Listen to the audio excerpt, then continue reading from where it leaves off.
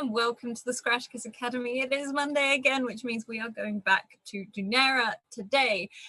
First of all, please look in the chat and check out all the links that are coming up with our Discord, YouTube, you name it, it's there. Also, a huge thanks to our wonderful sponsors in the form of Bird in the Storm. It's just not happening today, where you can go and see the links to their merch and everything like that, and also Mage Hand Press, and you can see all their links there as well. Let's hop around, shall we, and say hello. So we are going to start with the lovely J Guns Gold. Hello, I'm J Guns Gold. You can call me Jay. I can be found at J Guns Gold. I'm going in circles again. What's my words? Paula. I play Paula, and Paula is our librarian, dancer extraordinaire, and I'm very excited for tonight's episode. Glad to be back. Awesome, thank you. Then we're going to hop down to the very lovely Tool School. Hello. Yeah, you. Totally missed my cue. 100% missed my cue because I missed my cue. I am Tall Squall. It is great to be here. I love Dunera. It's such an amazing place. I play Tolan Folk, an older member of this kind of crazy crew, and with lots of things going on in his past. So as they're slowly coming to light, we'll see what more happens. And also, thank you for the 15-month sub. How is it? Woo! 15? Wow. Okay, that's whiz pie. Awesome. And then we're going to hop over to the very lovely V, the crafting V's. Hi everyone, I'm V. You can find me over on my YouTube channel, but you're also going to find me here a lot. And tonight I am playing Nadi. She is a young woman who kind of is known to be a chatterbox, but for reasons. And she's learning some cool new things thanks to Mr. Tolan Sir and her new friends Charlie and Paula. Awesome, thank you. And then we're going to hop over last, but certainly not least, Julie. Hello, I'm Julie. I go by J Graver just about everywhere online. Here I play Charlie Blake, who's one of our magical youngins. And yeah, I don't know what else to share about her. We're gonna get more about her today. We'll see. That's all good. That's all good. Well, last week we realized it was the last night of the night market, and Tolan had a low spoons day, in which he did come face to face with Matthias, which was an interesting combination. And Matthias was handing out leaflets to the final day at the night market. And from that, Tolan saw that a ship had come over from Valadris, and artifacts and trinkets and flowers and everything from over there had been brought to the night market for everyone to see and to be sold to. And Tolan met a Valadrian called Ivan, and there was a trade-off sort of for maps, seekers between seekers, and Tolan acquired this very sort of smooth but almost like chipped and broken obsidian like stone with lots of carvings all throughout it, very much like Matthias's stories. And Nadi explained to Prim about probably her first proper official job as a dancer, and also made her outfit for it. There were no feathers. It was all plants effectively, and also just a lot happened. So we're going to jump straight into it. And the person we're going to start with is Charlie. So Charlie, you were left at the night market, and you saw Tolan walking away from you as he left this other stall, and you have this small glass, so almost glass-like flower in your hand, which is growing from this rock. And as you see Tolan sort of head off away from the stall, your eye catches a road, sort of a pathway, one you know very, very well. And you haven't been down there for a very long time. It's more of an alleyway than a road. You can see some people going down it, but you're very sure they're not going to the same place that you have when you've walked down there. And for this, we are going to have a flashback to Charlie. And Charlie, you're in the high street. How many years ago is this? Like, how old is Charlie right now? Charlie's about 15. So it's frankly about 4 years ago. Like just 4. And she is not in the greatest headspace, but her like sole really strong point of contact is her brother Miles. He's been with her like through thick and thin, and even so now. And he stands next to you as you walk through the high street. He looks very much himself back when he was much younger. You see that sort of not scruffy hair, but dark sort of unkempt hair, and he's in a very oversized denim jacket, which he hasn't quite grown into yet. He's in trousers that look slightly too big for him, which you can see tied up with like effectively a belt as well, and also just heavy duty boots. And he looks back at you and he smiles. He's like, come on, I promise you it'll be fine.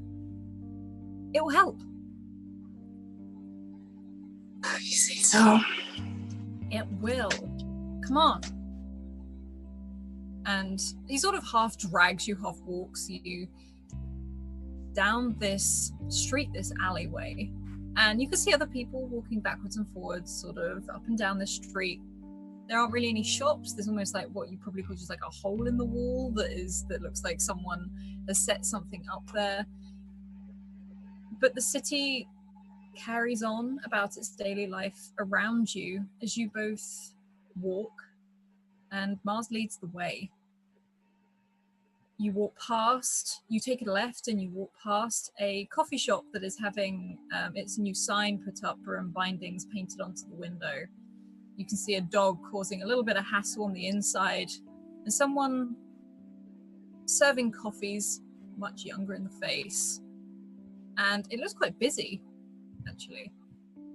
And you keep going along that path, and you walk for quite a bit.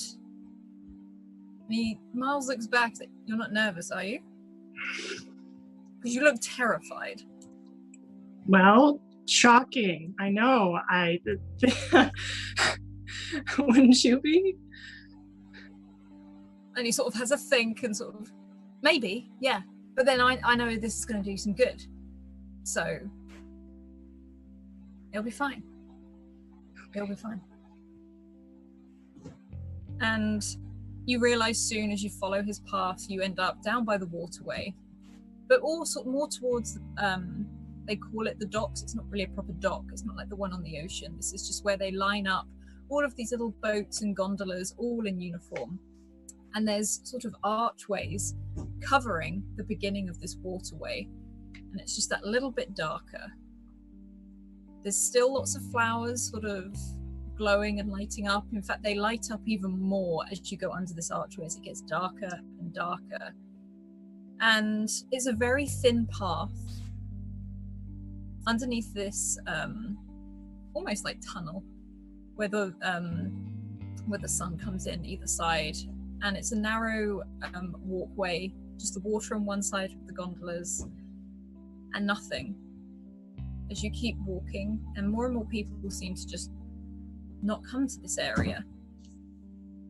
And Mars walks you to a wall, a plain brick wall, in this sort of archway. It's a lot darker in here. You can, like I said, you can still see the little twinkle of some of the flowers on this brick wall. But it's like, okay, here we are, after you. There's a wall. Oh, right, yeah, okay, never been here before. And you see him take a step to the side, step forward, and it's almost like there's a part of wall that you can tell now is an illusion. Huh. Here's behind it. And you can hear him. Just step forward and take a left, you'll be fine. It's just hesitantly, but knowing it's there, we'll step through, and is a lot more like kind of perked up now, looking around, just like, oh, well, that was kind of cool. Also of note, she doesn't have glasses, and her hair is quite a bit longer at that point. And yeah, she hasn't grown much, but she does look quite a bit different. And you walk through this hall and you realize actually when you step through it, you feel like a cool sort of breeze, and look back.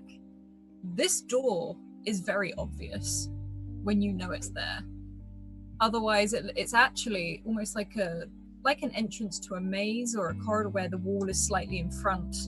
But because it lines up perfectly with all of the other bricks, no one sees it. But you feel almost like there's some magic here in the air, keeping it looking this way. And you step forward. Is it for the first time into the tangle? I think so. And Miles has told you about the tangle before. The tangle is a network of old streets that aren't used, some that go underground before you even reach the water's surface. And you walk for a while, and after about 20 minutes or so, you see more and more people appear in these what look like another set of streets. And they look at Miles and they smile and just give him a wave. And one of them even stops. It's just like, you all right? Is this, and Miles, yeah, it's my sister. And say hi, Charlie. Hi. Yeah, okay. And sort of like carries on walking. It's like, that might happen a bit down here. You've got to say hi. And Okay. you walk past a tall man with very blonde hair, smiles, covered in tattoos. And he sort of walks over, sees Miles, gives him a shake of the hand, and looks over to you and holds a hand out to you. Like, Faust. Hi. Nice to meet you. Charlie. Good to meet you, Charlie. So you here for, you meeting him? Is she meeting him? Like, looking over at Miles, who just nods. And Faust walks past. See, everyone's friendly down here, it's fine. Okay. And as the tangle goes deeper, you can feel almost like it get cooler and cooler. Some of the streets, it's built very much like the rest of Carnan. They look like very, very old streets. They're very cobbled, and at some bits you can see where water is leaking in, just in between the cobbles themselves. They're not rising, they're not falling, but you can see little trickles here and there. And they're not shops, they look like workshops that are down here, just here and there. It's very sort of dim lit down here, but there is lighting, and it more seems to be people carrying things that are lighting the way, with the odd flower that seems to have crept down or is coming up from underneath one of the walls, sort of giving you just that little bit of glitter.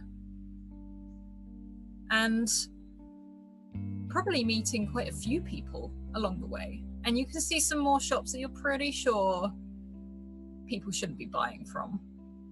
Some weird trinket shops, some sort of, there's a shop that looks to be for inventions. It sort of literally just says inventions on this small sign that sort of, you can see creak on this wooden like thing, that the lights themselves are glowing, but they're not like bulbs, they're not like anything like that. It's literally the words themselves as they swing glow, and you can see this, You can see trinket shops. You can see these inventions that look very sort of like sporadic. Some of them look like different inventions stuck together. It's just nothing that you would find in Upper Canaan is down here. In fact, you're pretty sure from your knowledge the church would come and shut down this place if they knew where it was. And after a while, up ahead, you can see what looks like almost like a cafe. It's not quite like that brew and binding store that you walk past. This doesn't look cozy. It looks more like a mix of a bar and a cafe. And as you walk in, everything feels a little fake. You notice that everyone sat at the tables, they're not drinking or eating anything, but they watch you as you come in. The person behind the bar seems to be cleaning the same glass over and over again. And Miles walks forward. You can see a slight conversation sort of exchange in between. And Miles gestures for you to follow him as one of the panels behind the bar slide past and a very narrow staircase sort of appears. He's like, right, come on, don't touch anything. Yeah, it's probably best for you to walk like that. And he starts walking up these steps, and this is like narrow. You can just about get your shoulders in. You can see the man leading you up, the guy behind the bar, is actually turning slightly to the side and shuffling up. And across these walls, between every single brick where the cement would be or whatever that's holding it together, as you take a step on each step, it shines, it glows, almost lighting your way so you can never see what's exactly behind you or what's exactly in front of you. And then you're taken to a door. The door opens and you're in a room. This one actually looks fairly lived in, and there seems to be some comfy armchairs. You can see a desk.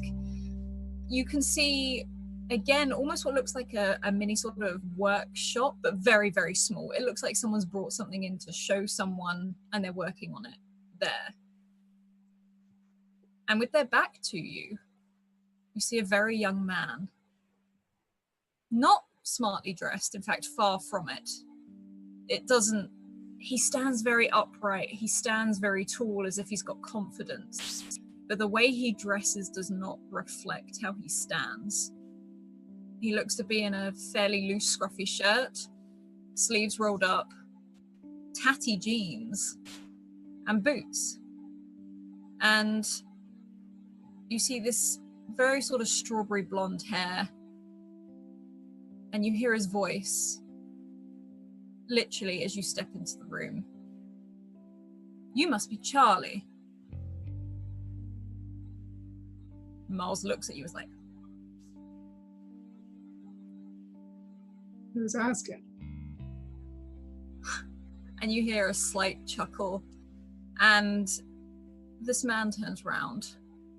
He could be no older than maybe 23, 24, but again, holds himself with far more superiority than you've seen probably anyone hold themselves.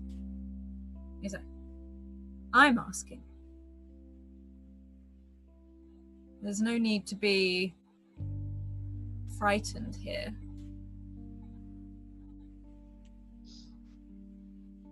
Please sit down. Can I get you a drink or anything?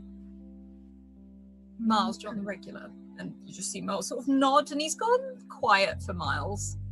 But he quickly shuffles down and half drags you with him towards the seats.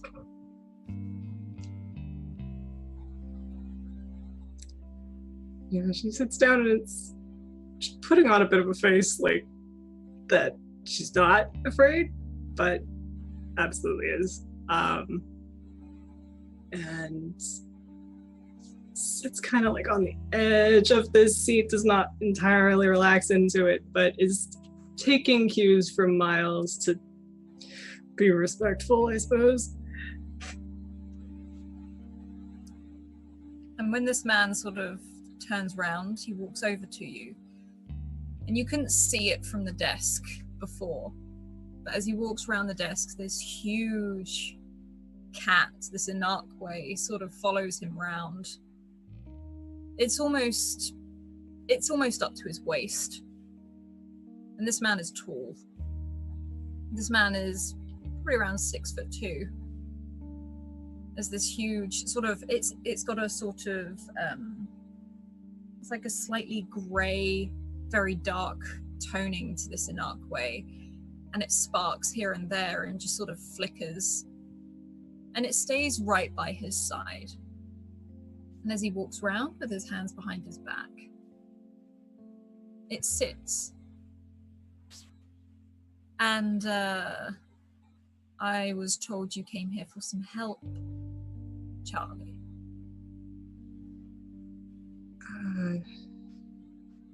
Yeah, I guess, I mean, no one else seems to get it right. What are they not getting right, Charlie?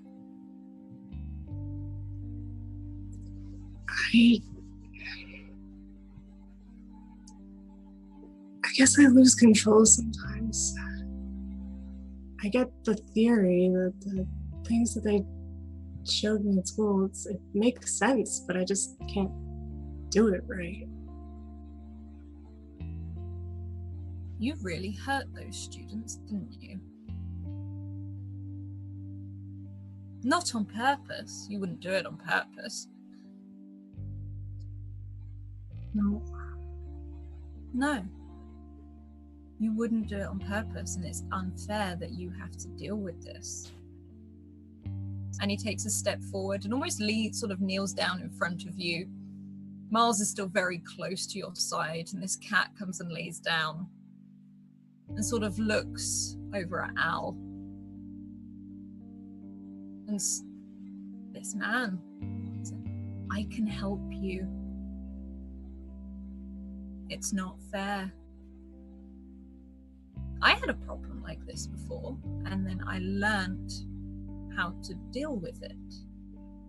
There was someone like me for me to help put up those, and sort of taps his forehead, barriers. Because you're terrified of what you can do, aren't you?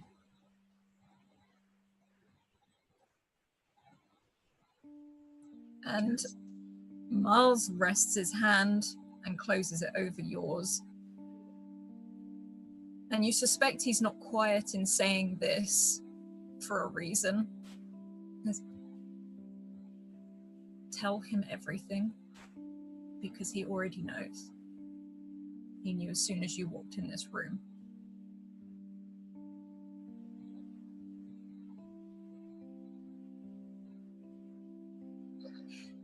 Can I see? As this man stands up. Sorry. I'm Siren. That's what you can call me. But can I? And he reaches out, doesn't touch you at all, but sort of hovers just around here on the side of your head. Can I see? Please. I don't remember that much, but if you think it'll help. You don't need to.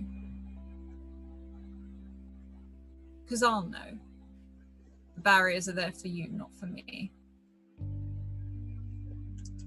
Okay. And Miles, you feel him sort of squeeze your hand just that little bit tighter.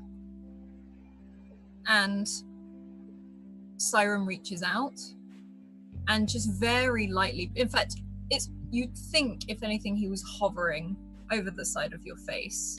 So you can feel him lightly touch it, but it doesn't feel like it's there, and it's very cool. And he's like, it's not gonna hurt.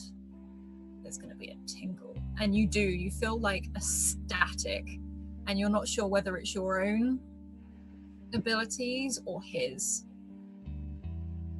And it's like your mind starts running at 100 miles a minute.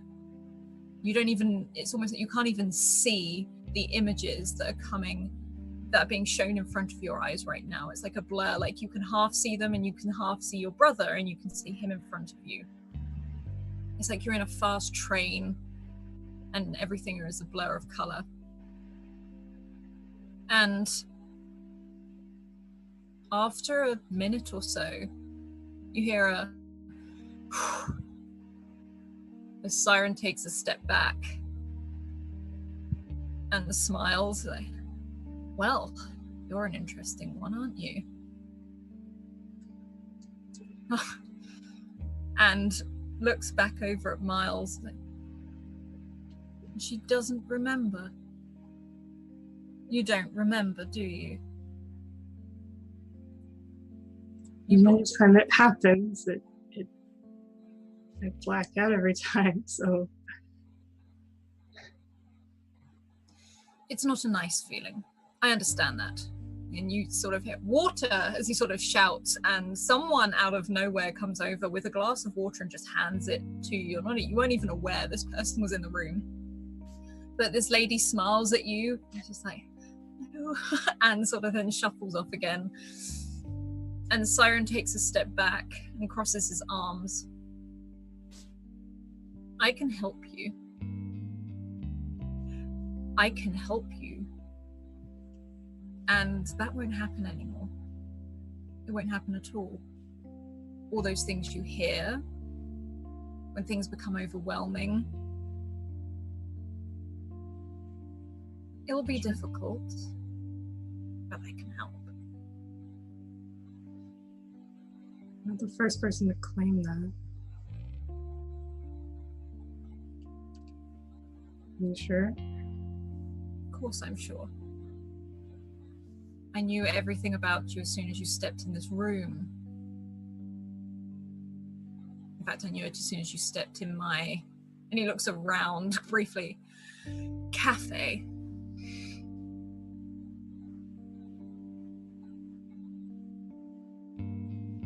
You're interesting, Charlie. I like interesting things. And you're, and looks over, as you, the owl, still got that shattered sort of effect. I like things with, let's call them quirks. I like things that are different. And he leans in again, he's like, different is not a bad thing.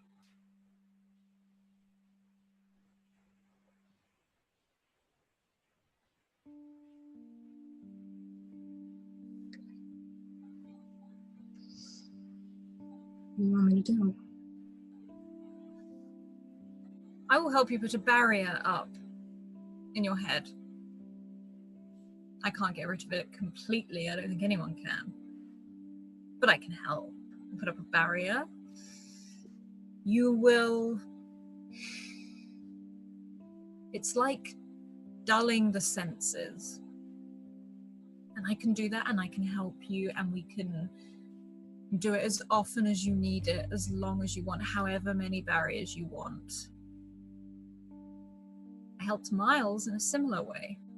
Different, but I help everyone here.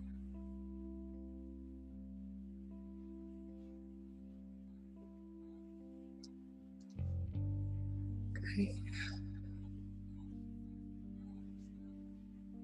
Okay. And he looks at Miles, who just moves away slightly, just to make room for Siren to sit next to you. Not super close, nowhere near as close as Miles was, but he sits next to you. We can begin now, or you can come back later. Sooner the better.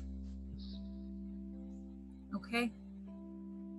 And there is a brief time that you spend with Siren, where very much like the process before, and there's some things like almost like the loud noises when they get too much. For a time, there is a process of testing how far these barriers go or how much you need.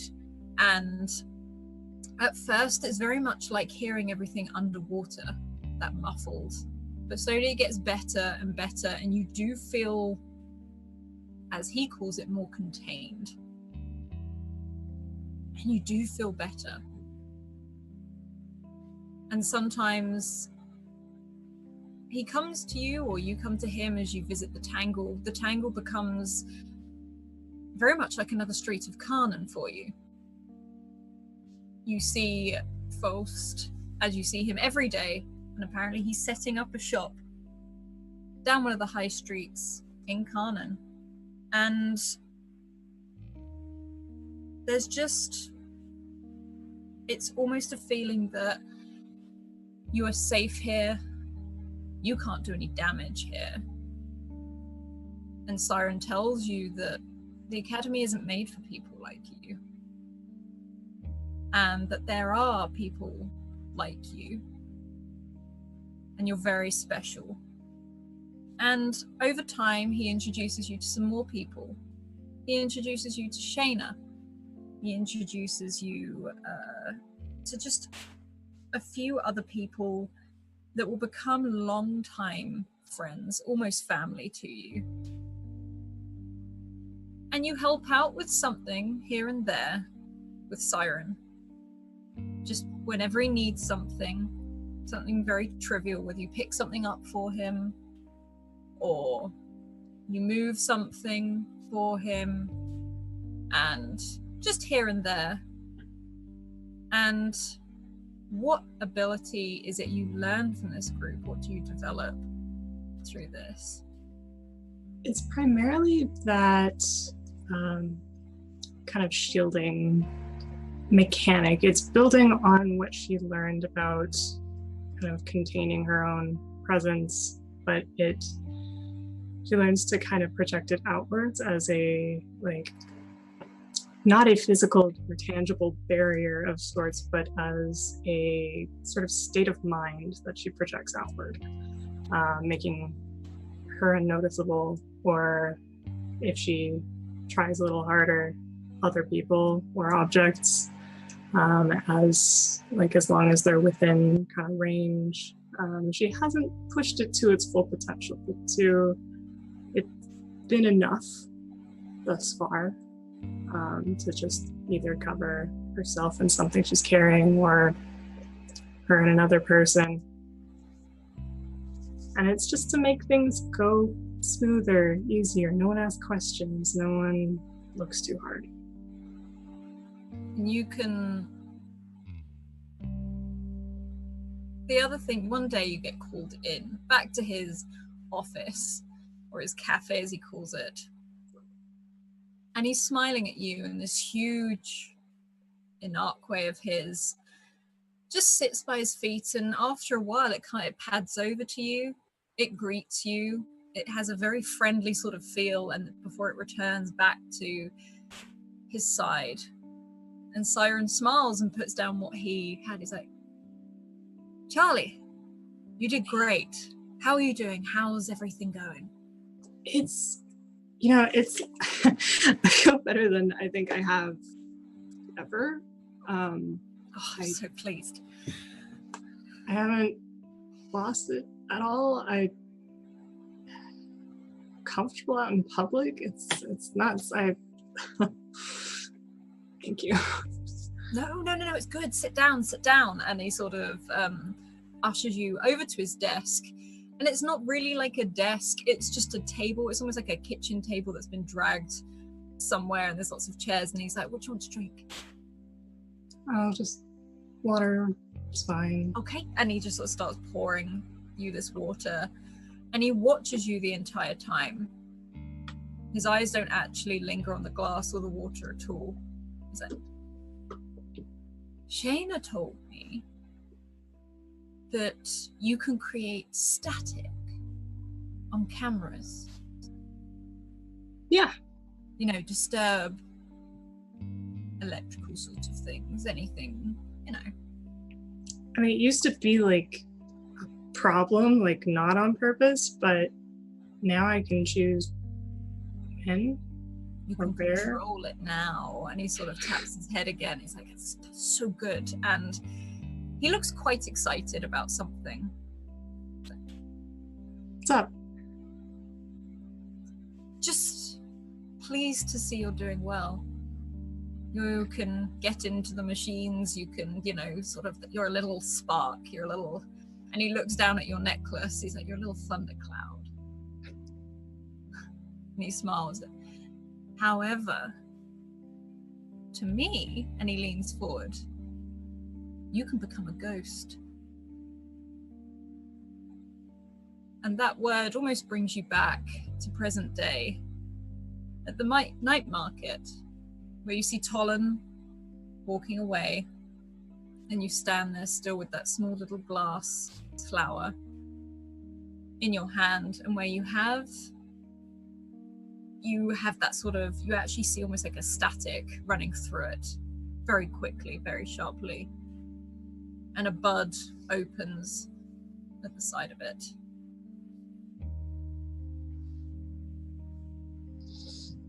Pick up on everything, don't you?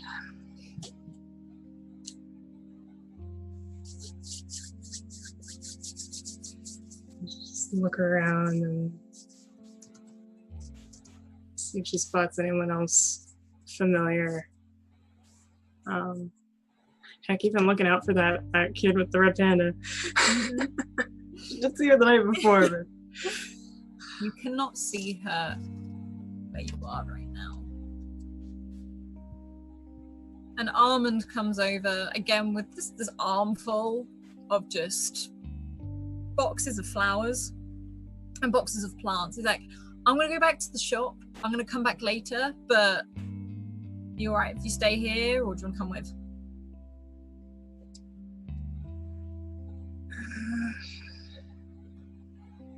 well, I think I've had enough for one night. Okay, come on then. And he's like, you can take one of the boxes, could you? Oh yeah. Yeah, okay. And he just sort of like loads it. Nestle the little rock flower in like a corner so that it's safe and contained, and I'll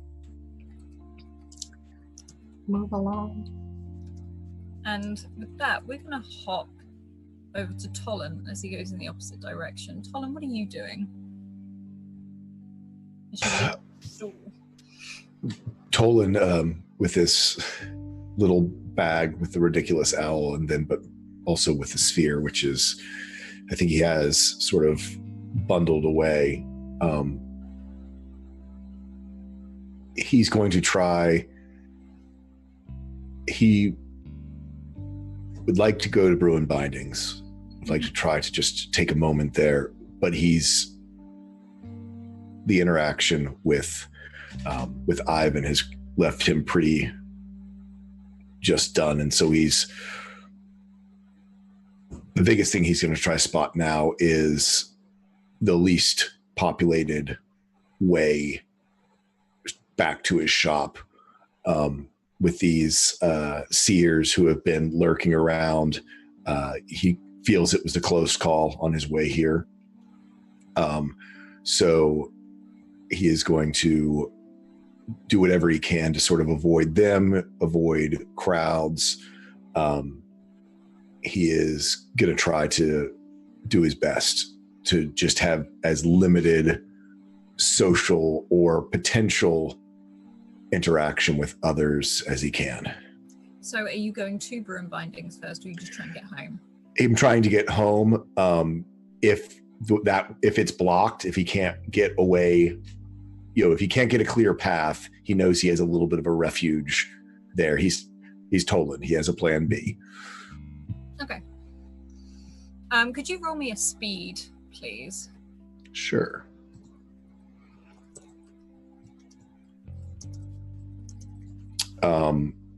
Just flat out. Mm-hmm. Yeah, just flat out, just to see sort of how well you avoid.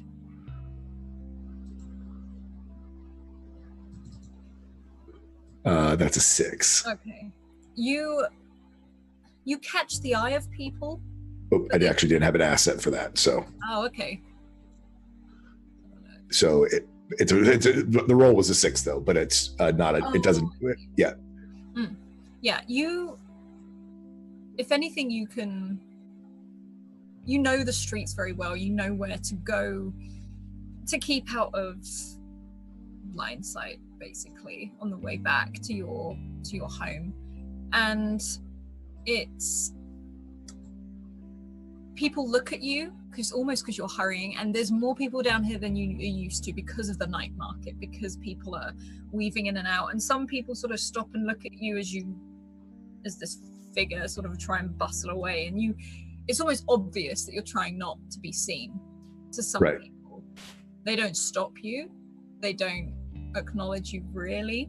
You can hear a whisper here and there, but nothing stops you as you approach the Scar, the part of the city where you live, where the flowers and the plants become less and less, and everything becomes just slightly desaturated. Knowing that there's usually less people around the area, I think just even reaching the outskirts of the Scar, sort of his shoulders relax a little bit. He's not quite as rushed and hurried.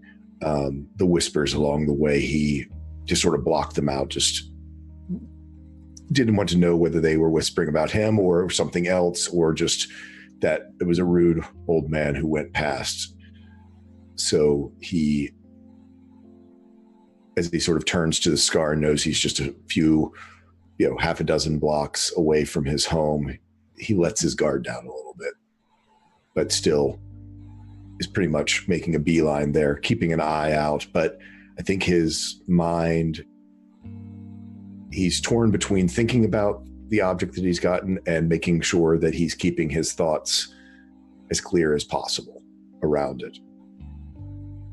And you manage to. You can get back to your house without much interruption.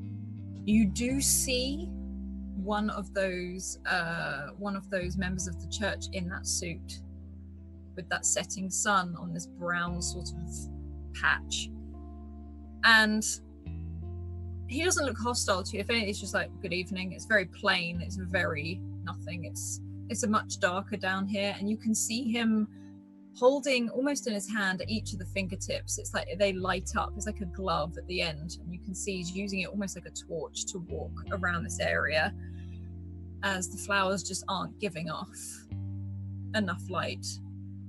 But you manage to make it to your front door. You can still see one of those leaflets poked in the top of it, sort of where it's got crumpled up. Matthias sort of pulls it down and puts it in one of these deep pockets that he has and starts patting around to see which pocket his keys are in at this point, and probably fumbles with them for a moment, but not too long, just because he's juggling this owl and this sphere that he has. I'm kind of picturing as sort of a small bowling ball that he has, and does finally get the door open and get himself inside. And you open the door into your home. It's pretty dark. It's much later at night now. Would you have left any lights on or anything? No, he probably would not have. He would have turned them out. Yeah, it's exactly how you left it.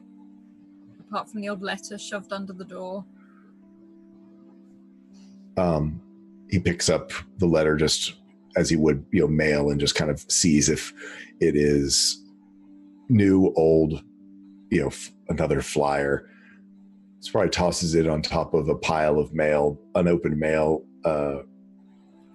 after taking a quick look at it, and heads into the workshop area.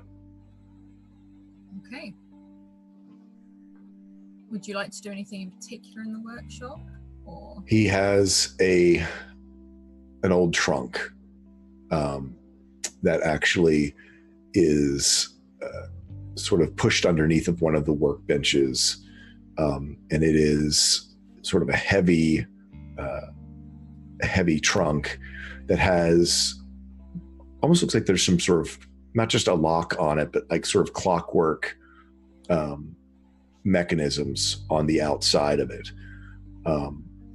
And some of the clockworks don't necessarily look like they would do anything. However, they're all a part of this sort of intricate interlocking walls, bottom and top of this almost looks like a footlocker, maybe a little bit longer than that. And he kind of has to pull a rug that's thrown over it, and then he sets the sort of bowling ball to one side and sort of, scrapes it across the floor to pull it out from underneath. And probably about that time is when he realizes how dark it is and sort of fumbles for a light somewhere here in the workshop. Yeah, you can see all your bits and bobs are there. You can see that terranium from Nadi perched on the windowsill. Yep, it's underneath his handkerchief. And as you're moving bits and bobs around, as you're getting everything out and sorted, you can find your light, which you're used to using. Maybe it's a workshop light. Yeah, kind of, I think one of those like arm lights. Yeah. Pixar light. Pixar light. And very, very quietly, you hear something. Could you roll me an intellect check, Sure. please?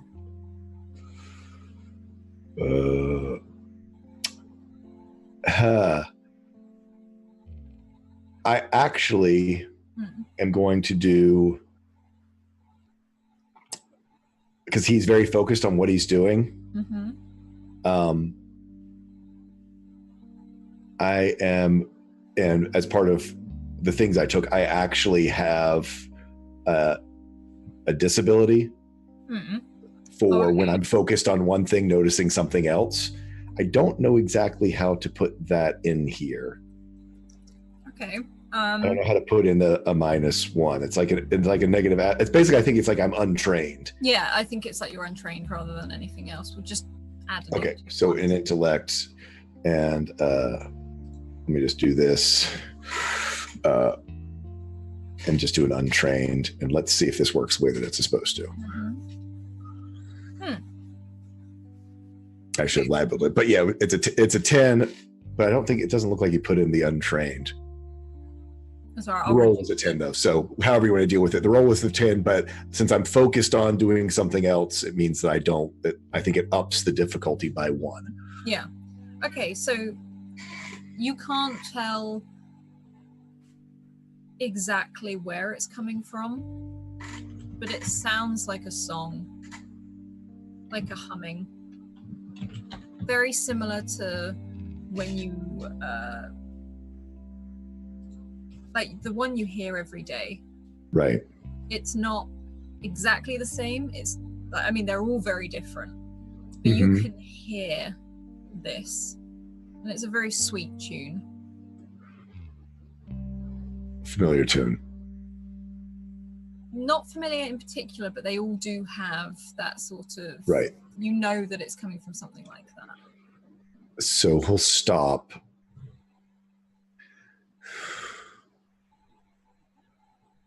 We stop or do we hurry up? He will stop. And first check the stone, sort of try to listen to it more closely. And if it is not coming from the stone, he'll begin to search around his home or even the front door to see if something has followed him because of what he's carrying. You can check out, you can look outside, there's nothing outside. You look around the house, there's nothing around the house. However, when you rest your hand on the stone, those little carvings have a very dull glow, and the song is coming from the stone. It's almost like it's radiating it more than anything else. But you can see all those little sort of, those Inarquay, those animals, and that person that was running. They just start to, you have to really look at it, but you do see a very faint glow just to differentiate between the stone surface. Oh.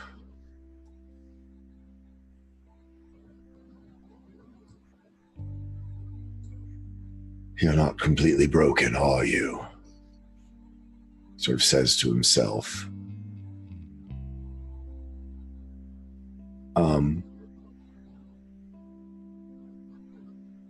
I know there's like a chunk missing out of it, correct? It's like it's not a massive chunk, it's like it's been chipped, like when someone drops something, Right. like heavy something. So there's a couple of chips in it more than anything. It's not Right. like a chunk is missing, but a couple Like of a big gouge. But Yeah. is it look like it's been broken off of like a pedestal, or like is the bottom part, is it spherical and smooth all the way around, or is there like a place where maybe it was a part of a larger object? Smooth and spherical all the way around. Mm, Almost like a giant bead or something. right. Like that. Oh.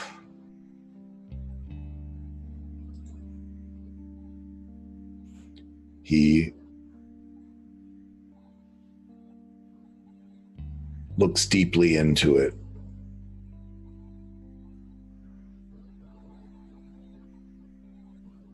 And wait just one moment.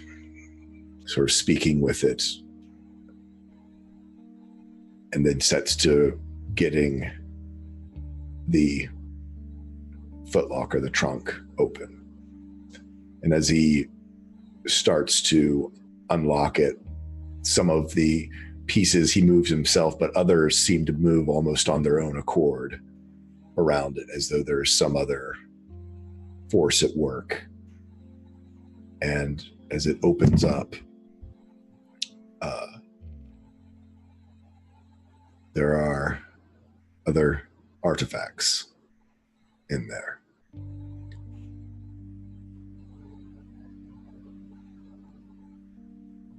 And he pulls out one. It almost sort of looks like a disc. And takes it, and it is intricately fashioned from precision machined parts and pieces, all sort of radiating from the center. It, in a way, almost looks like a gas burner, how they has all the radial pieces going in it, except everything is very detailed and there's far more of it. It's almost like these just radiating circuitry mixed with other little pieces to it, sort of machine works with it.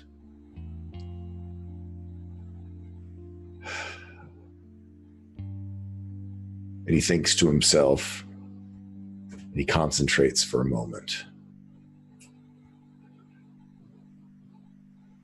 And tries to pull on just the tiniest thread of energy from out in the city, and places the sphere upon the disc to try to determine its nature and if this is a wellspring, if it is connected far deeper than it appears. Okay. Can you roll me an intellect, please? Can I use improvise on this? Yes, of course you can. Which is one of my tinker things. It costs me 3 intellect, so, and edge counts towards that stuff too, doesn't it? Or is it only for effort? No, edge counts towards that as well. Yeah, I thought it did, yeah. I think so. So that will only cost 2, which will give me enabler, which here, I'll do the thing. Oop. Oh, there we go. Okay. So it's an enabler. Yeah. Okay. So that's trying to improvise what I have to do what I want. So does that just count as an asset, or is it just drop the difficulty by 1? I think it counts as dropping the difficulty. Okay. Oh, gain. Well, it says, I'm sorry, improvise to gain an asset to the task. So that's just an asset. So I'll just put in the asset there. I'm going to keep playing him true to form. He does not have any effort to spend. Okay. And just going to roll it and see what happens. Oh, Ooh, okay. 16. That's a good one. Okay, so What exactly are you looking for with this? What is Tolan reaching out to try and find? He is trying to see if this is like the tree. The season tree is a huge well that is connected deep into the earth's magic. He knows from his earlier days that smaller wells exist. He has seen something very similar to this on a much larger scale, and he is wondering if this is a very sort of small scale, almost portable wellspring of magic, that it is, even though it's just a small sphere, that it's actually much, much longer and basically has a tether all the way down into the deepest magics of the world. So as you start sort of researching this, you see that sort of that oil slick, that shimmer glance over again, very much like it did at the night market. Mm-hmm. And there's a lot of energy coming from this. There's a lot of magical energy, and it feels old to you. In fact, it feels very, very old. And you can hear that song like you hear with all of the Inakwe, but it's very basic. It's almost like it's an underlying tone in every song you've ever heard. Ooh. As if it's like a beat. Right. And every single Inakwe you've ever listened to has it in some way or another. It's like it's tweaked. So it's almost like primitive. This is older than the season tree. You've never seen anything this old before. The only time you have sensed something like this is through the earth itself. It's old. Tolan sort of steps back away from it. I think I can sort of bumps into this chest that he has open, and sort of all but ends up sitting down on top of this footlocker and chest, just staring at it.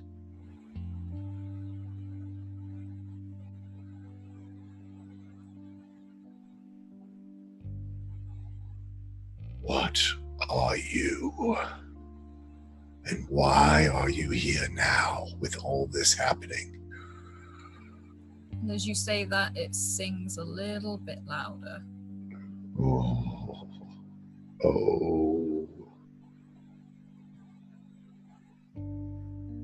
And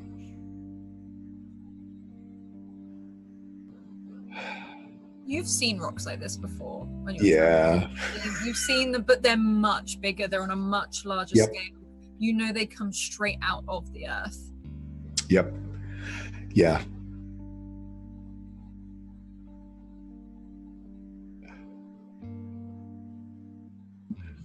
Tolan braces himself, and something he had not done in several years until just the other night. He begins to speak with it in the language of the Inakwe. Shane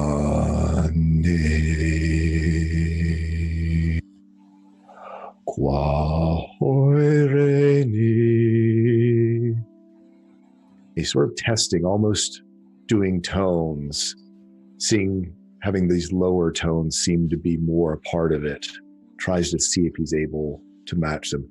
Reina fetre nu sitare.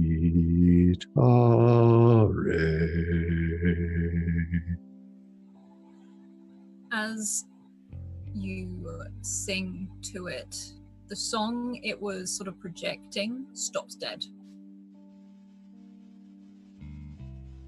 And it gives you a moment, and it waits for you to stop before repeating it back to you.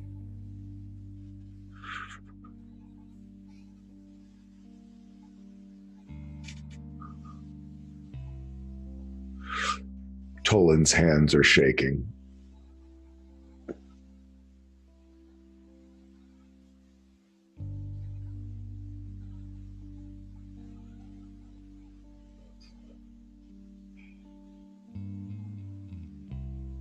he begins.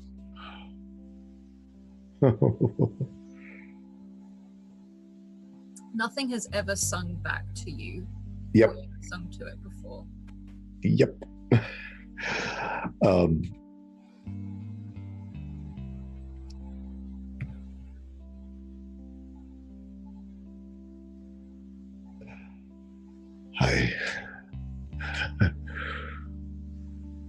I can't. He looks to it and he's just speaking English to it, not in the language of the Inakwe. I'm not going to be able to do this alone. I don't have the magic anymore. But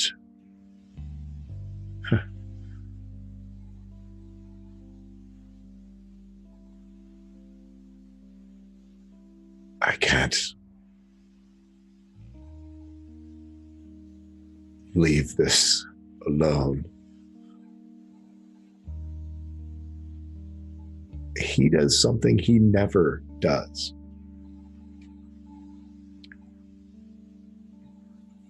He pulls out an old flip phone for context with everyone else, but he pulls out an old flip phone and he calls Averick. And it rings for a while, and you can imagine Averick's probably in the shop, like, looking for, because he recognizes the ringtone. And you hear it. Hello? Averick? Okay, well, when did you start using a phone again? Just now. What's happened?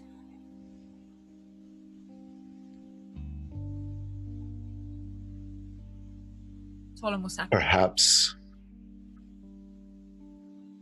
something I've never seen before. I'm going to need your help.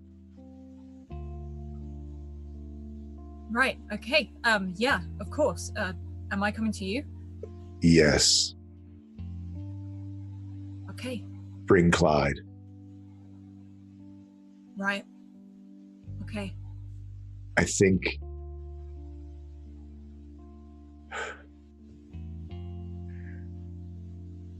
it's a miracle. And there's a long pause. I'll be there in 15 minutes. Give me time to shut the shop down. I'll be there soon. Thank you. You know I wouldn't ask if I didn't think it was important. I know. And you hear it hang up. And we're going to hop over to Paula and Nadie, who are still in this, what's going to call it, this cabaret. And Nadie, you're sat at the bar, and you've still got this mouse sort of just spinning, now sort of entranced in it by itself, just looking at the umbrella. It's picking one off, it's handing them over to Prima. It's just walking along the bar, putting them in drinks. It's like it's just having fun. It's not really doing too much, but it's this ditty little like dormouse. What are you doing? I'm probably going right behind him, and as he's putting, umbrellas and drinks, like, oh, look, wait, and spinning the umbrellas for him a little bit better so it, has better show. And, Prema's probably helping out too, because, he's a cool little dude. He likes our umbrellas too. And you can follow this mouse. It's almost like he's marching up and down this, he looks so minuscule on this bar, and he's just marching up and down and putting drinks. If you notice, he's actually mimicking Alexander from behind the bar. As Alex is making drinks, you notice he's mimicking it, but with drinks that have already been poured. And as you follow it and start doing some similar things, it sort of stops, and it looks at you, and it watches you, and gives a sort of almost a cheerful little squeak to see you doing similar things, and then it just keeps on going. And you see Alexander turn around. He's just like, okay, people have already asked for their umbrella. Like, it's sort of taking these like little, almost like a stack of umbrellas away from this dormouse. He's like, I'm so sorry, he didn't put loads in your drink, did he? Well, not like he'd complain. They're a lot of fun to play with, and he was having fun with it. So was I, actually. Oh, no, like, it's fine. I don't mind him doing it. I'm more thinking, and he gestures to some of the people that are turning a back round to the bar and looking at their drink that now has an umbrella in it, and they didn't order an umbrella. Okay, so not everyone likes the... Okay. Oh, yeah, no, that they makes... might do. It's just a confusing thing. Well, he's very sweet. And this, you can see this mouse almost like shrink away as you say that, and Alexander's like, okay, and sort of like glides him into his hand and pops him up on the shoulder. He's like, he's very thankful for you calling her sweet. What's her name? And she was down. It's like, Jenny. Jenny? Yeah. Is it okay if I call her Jenny? Or, you know? Oh, you can call her Jenny. I mean, and he looks like, you can tell he's named her. Like, he's like it's almost like he's checking it's an okay name. Like, it's, he's like, yeah, you can call her Jenny. No, it's a good name. There's a pretty plant. It's called Creeping Jenny, but it's got this gorgeous lime green type flower. It's one of my favorite ground cover plants, actually. Oh, did you hear that? And he sort of looks over at this dormouse that, if a dormouse could look really happy with itself, that is what this dormouse is doing, because it sort of like holds onto the collar of his shirt, like underneath like his waistcoat. And he's just like, do you want another drink? How long are you staying? Well, I have no idea. You know, I figured, dance, we do the thing, and then she'll kind of lean closer to the bar. And then, you have Paula and Matthias. They're trying to, fix a disagreement. So letting them have the time they need for that, of course. But just in case I'm needed, kind of just, hovering. Yeah, and Alexander sort of leans over to you. He's like, is that Matthias then? Yeah, the one with the blue hair. Yeah, that's Matthias. Oh, okay. That makes a lot of sense. Like, it just sort of looks over and nods. And you can see both of them dancing. And it's high energy. It's swing dance. It's really going for it. And soon, Paula, as you're swung around for the last time, Matthias stops. It's just like, okay, I gotta go to the night market. He still looks a little bit, he's not fully himself, but he looks better than he was. I gotta go to the night market. I promised I'd come here. This was fun. This was a lot of fun. I am super surprised, Matthias. I didn't know you had it in you. What to swing dance? To dance like that. It takes a lot of confidence. And he pauses. Like, you never know what people can do. People surprise you all the time. Well, we'll have to dance again because this was too much fun. And he looks slightly nervous, as much as you could tell that he was really in his element when he was dancing, but when he stopped, he's sort of withdrawn again a bit, almost like when he first came in. But yes, that would be nice. I need to go to the night market now, I'm afraid. Right, of course, yeah. Sorry to hold you up. Thanks for coming. No, that's fine. I'll see you there, probably. Okay. No, maybe maybe we do that. Yeah, great. This time I think I'm going to change out of all of this, though, because it's kind of a lot. Lots of makeup all over my body. You just come how you want to come. Yeah, no, I'm just going to change first. That's what I'm saying. Is I'm going to go back there with Nadie, probably. I'm going to change back into normal clothes. What? Then go to the night market. Hopefully the weather's nice. And he looks so awkward right now. He's sort of, he's blushed red a bit, probably from moving around a lot. He still looks a little bit, not sad, that's the wrong word. It's just not quite happy. And he's like, okay, maybe I'll see you there. I'll just go say goodbye to Nadie and maybe I'll catch you there. Yeah, definitely.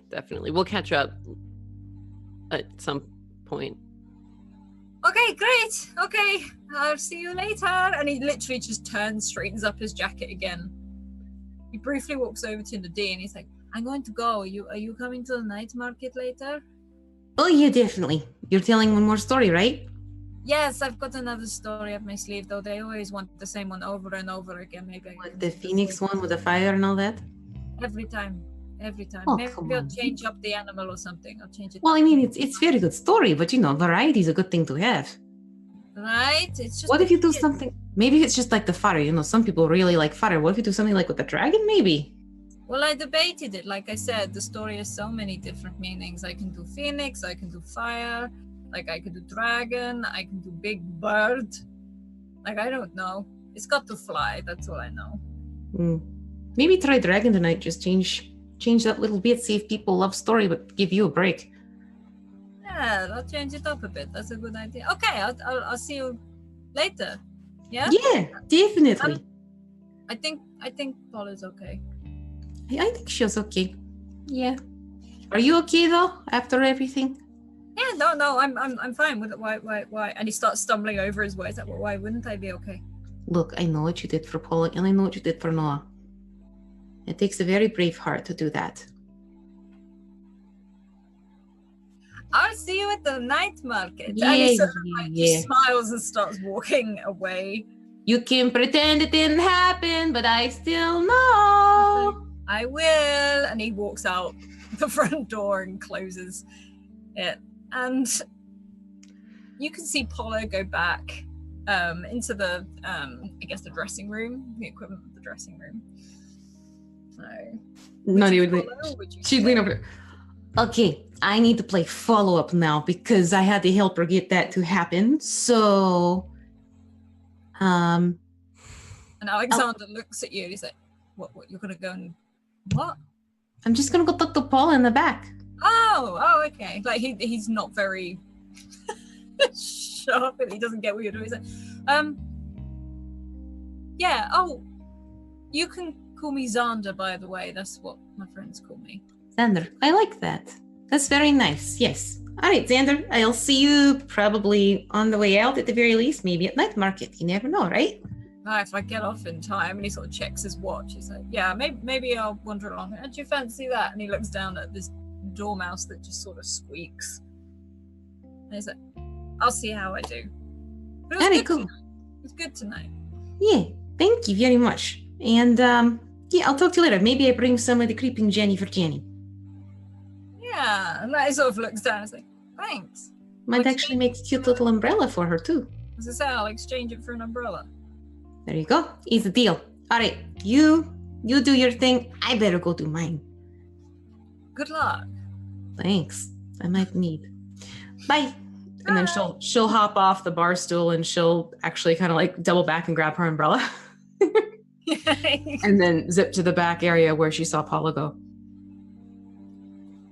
Hello. Oh my gosh, Nadine, what a night. Oh my gosh. Oh my So gosh. we How were you happy? doing? How was your night? Oh, it's fine. You had fun? Oh yeah, lots of fun. Definitely glad I changed costume though. Far more comfortable in this one. But looks like you're not going in your costume, are you? No, I'm not. And you can see that Paula has washed off most of the makeup and is now back in her school uniform, which is like the skirt and button up. So he seems to be a pretty good dancer. He was a really good dancer. Like, I'm super surprised. I was not expecting that. Well, I mean, he is a performer, so maybe I should have expected it, but for some reason I didn't, because he's all, awkward and kind of lanky. Like, he's not the smoothest of guys. So yeah, you got to watch out for those smooth talkers, though. Sometimes they're more about you as the prize than you as the person. Yeah, not about that. But I think he just really genuinely wanted to have fun and dance, It didn't really seem like there was any pressure until after. There's pressure when we talk. When we talk, it feels like there's a lot of tension and sweat, and vague hints of body odor. But when we're dancing, it just kind of felt natural. You know, it just felt like we were just having a good time. Well, it certainly looked that way. So we're going to night market, right? We are going to night market. Are you going to bring Alex along? I saw you two chatting it up at the bar. Oh, I asked if he was going. He said he might later. He's got very cute little friend, Jenny, a dormouse. She's very sweet. She likes the umbrellas, too. We've been going around spinning them in people's drinks. Yeah, he's got a really cute little dormouse, but he's also got a really cute little face. So just throwing that out there. No, why would he want... No. No? Okay. All right. Well, I mean, no, he's very nice fellow. It's just, I think we've had an exchange of maybe 20 minutes altogether over water and umbrellas. Listen, it always starts with the water and the umbrellas. And then it leads from umbrellas to sand to steamy makeout sessions on the sand to... She'll toss her umbrella and you'll take this for tonight then. If that's what it takes, you take my umbrella. Let me just get out of costume and then we can get going. Sounds good. You definitely look happier though. I'm so much happier. Happier. Now, wait a minute. What about your research list? Oh, right. We should... You're so good. This is why I have you written as Angel, okay? Let's update the list. And I'll cross out maybe trust and write good dancer. Okay, so dancer. All right, good. Yes, that is my current opinion of Matthias. He is a very good dancer. All right, well, give me like 5 minutes and we'll head over. Maybe we can catch Matthias' story. He might change it up a little bit, he said. Oh, he said he was going to change it up? Yeah, kind of give a different spin than what the normal story was from last time. Who knows? I mean, honestly, I wasn't even really paying attention. I was more just, looking at the show. Sure, the show. Looking at the show. It was a spectacle of color and light, Beautiful blue colors and a little bit of white on the arms. Yep, light and colors. Sure, okay. Almost ready. By the way, is your mother coming for this one? No. I mean, I'll double check with my mom first. I'll send her a quick text like, are you coming to the night market tonight? You get a message back saying, I'm at the neighbors now. After you go around to the neighbors. No, I think we're good. No. I mean, not that we're good. Like, it's not like it would be a problem if she were to be at the night market tonight, but I don't think she is. So we've got nothing to worry about. Okay, I mean, not that there would be anything to worry about. I just want that to be very clear. So don't expect mother, but if mom shows up, no big deal. Got it. All right, cool. Well, I'm good if you're good. I'm great. I'm so excited. All right, well. You can head out of here. You see Jenny and Alex just give you both a wave off as you sort of leave the cabaret, and the streets are much fuller. They are much fuller as you approach the night market. There's just, you think it's probably because it's the last night of the night market. Everyone seems to be heading over there, and you can see the lights starting to brighten, begin. You can see the wisps of color and light in the air as you approach, and there are very much a lot of stalls out. You can smell that food again, and there's music sort of ringing out through the air, very much like the same ones that you heard the night before. And it's sort of calmer than it was before. but there's lots of people out. You can see where the season tree is sort of brighter than ever, and you can hear a lot of almost like oohs and ahs as you can hear the storytelling beginning. Not necessarily Matthias, but someone else has before. And what do you do as you enter the night market? I will say you notice a few extra stalls that look very quirky, very different from before, and you can spot the sort of the flower stall. Nadi is going to the second she sees something different looking and plants, we're done. Oh, pull up, look, there's plants and those are new stalls. They weren't here last time. Let's go look at them really quick. Can we go look at them really quick? Okay, yeah, totally, Paula. I'm Paula. Yeah, no, I'm a little dizzy from all that spinning during swing dancing, you know how. Yeah, dizzy from the dancing. Yep, okay, let's go, because look at those plants. Those are really cool. Yeah, let's go look at the plants. Oh, yes.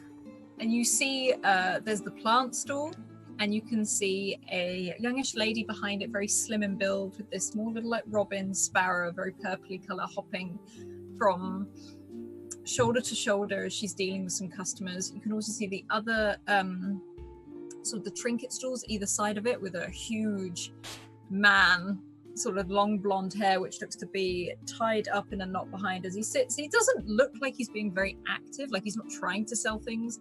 He's literally sat at the back with his feet up, and he looks to be looking at some sort of paper with a drawing on it. But the flowers, as you approach, you see these sort of the huge sort of fluffy like reeds light up and glow. It's not a bright light, it is a soft glow as you approach, and you notice a lot of them glow when you go closer to them.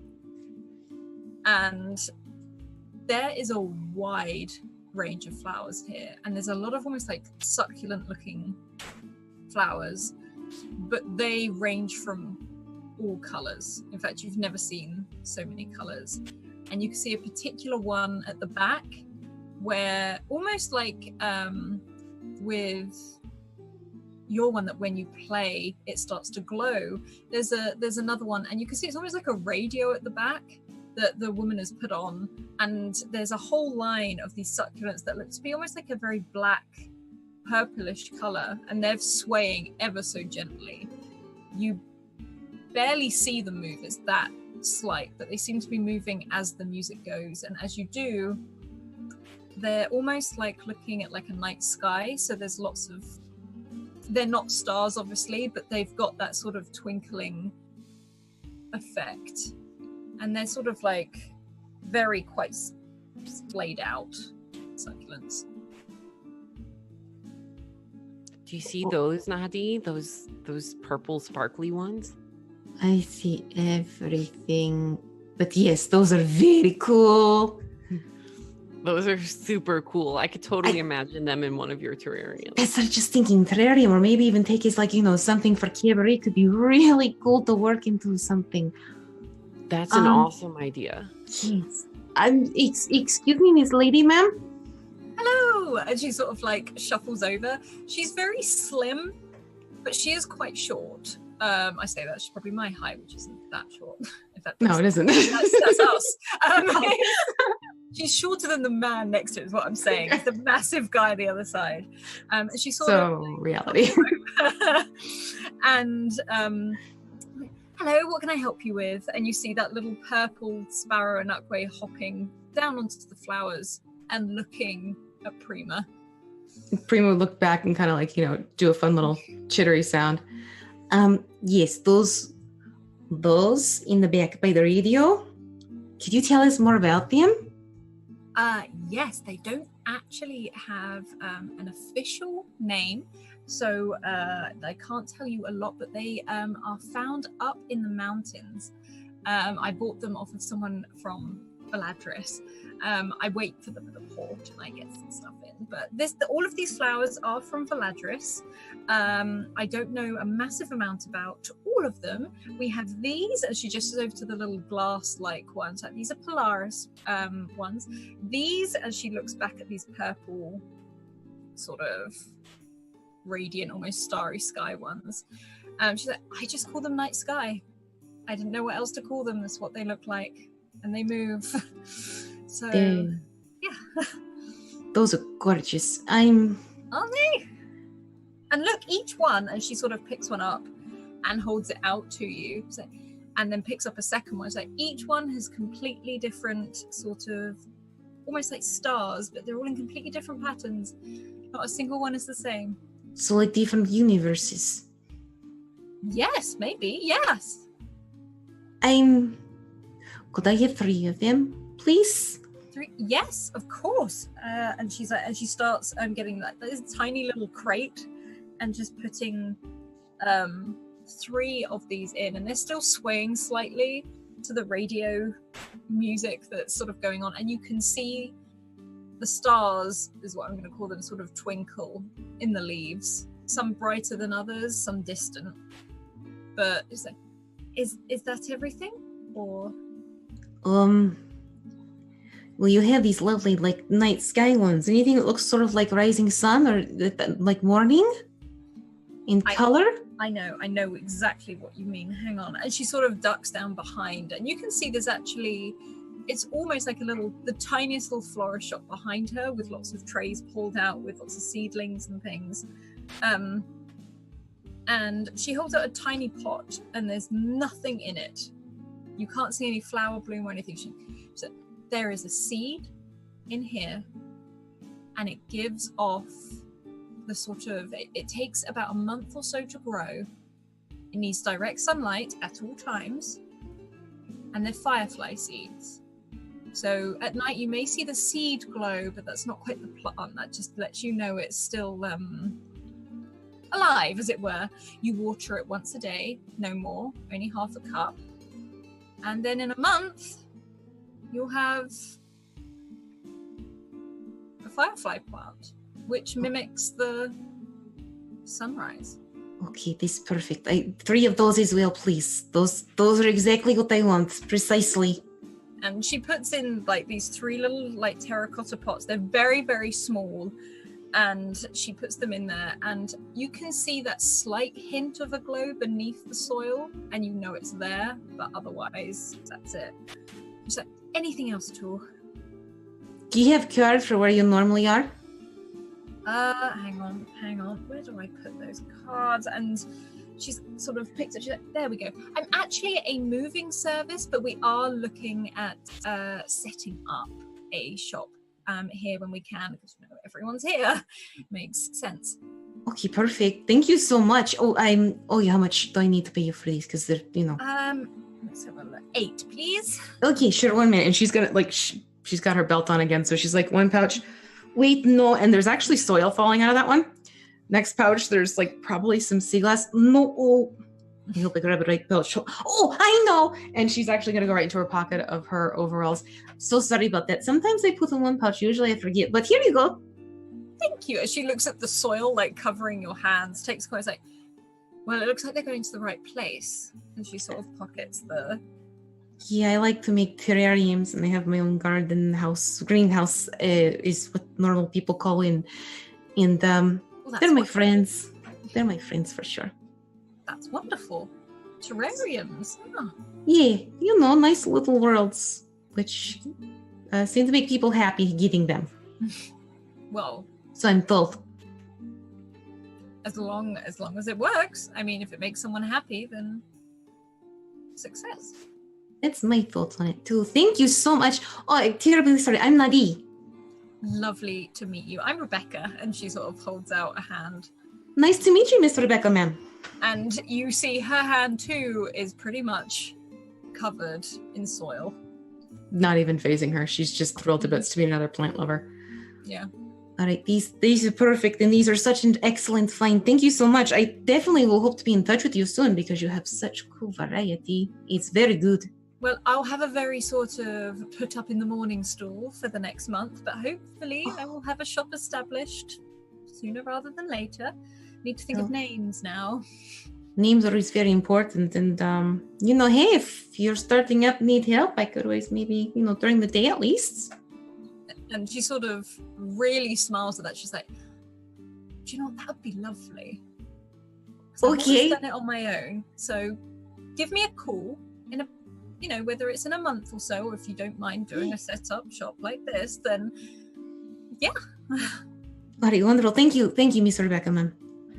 No worries. You enjoy. Have wonderful last night here at the night market. And oh, Paula, I'm sorry. Did you want to get any of these? You see, Paula is fascinated by the fluffy reed plant, and she's just like petting it. It's like super soft. It feels so soft, unlike anything you've actually touched. Like, it doesn't feel like cotton wool. It doesn't feel like anything like that, mainly because I can't touch cotton wool. But like, it's just a very, very soft sort of fluffiness of this reed, and every time you touch it, it glows that little bit brighter. And she probably has like a felonious moment and pets it a little too hard, knocking it over, and then just tries to like act casual, just like, yeah, I think we should probably go, Nadi. Maybe now is a good time to dip. Okay. Yeah, no problem, Nadi. We'll pick up the wreath and just sort of like give it a quick little once over. This also is very cool and clever. I like that idea to make them like this sort of wreath style. And Rebecca looks, she's like, none of my work. That's how they grow. That's so cool. All right, we need to get going, but thank you again, and I'll definitely be in touch with you. Fantastic. Well, you enjoy the night market. It is the last night here, so enjoy yourself as much as possible, as you're going to have to wait another year. Yeah, that's true. All right, well, goodbye this time for real, sir. Bye. Yep, no worries. And she sort of like gives you a little wave and turns towards another customer.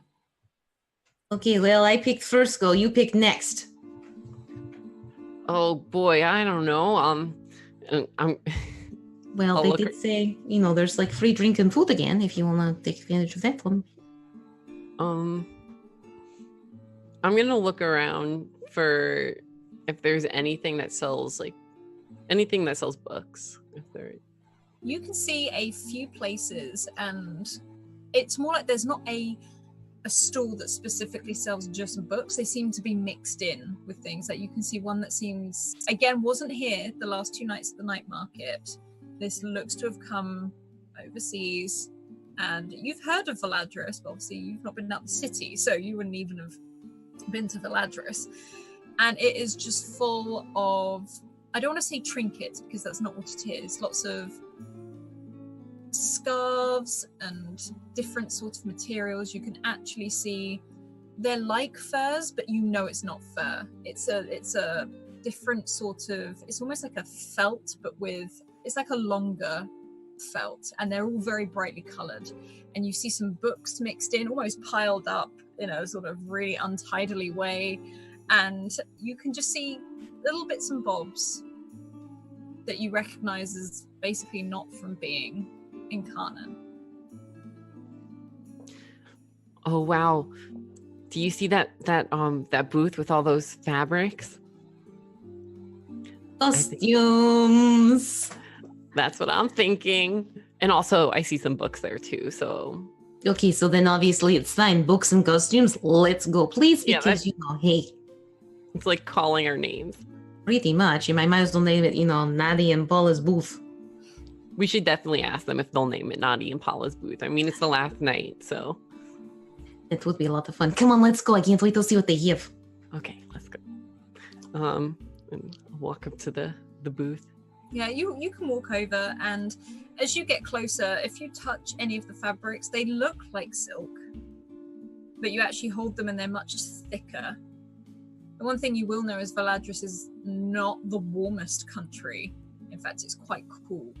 And it's almost like a thick leather, but the over the top, it's whether you're not sure whether it's the material itself or like a silk sort of material has been woven over the top as a layer. And you also see lots and lots of big bundles of like thread, like big wheels of it. And there's plain colors, there's the sort of very string-like color, but there's also at the back, you can see sort of piled up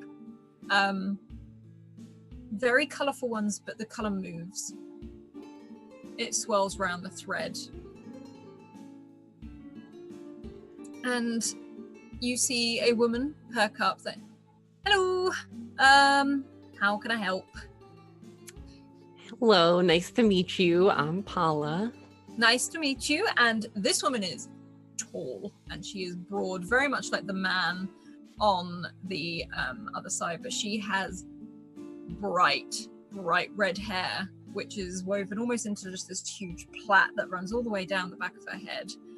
And you can see she wears what looks like everything she's selling on her stall.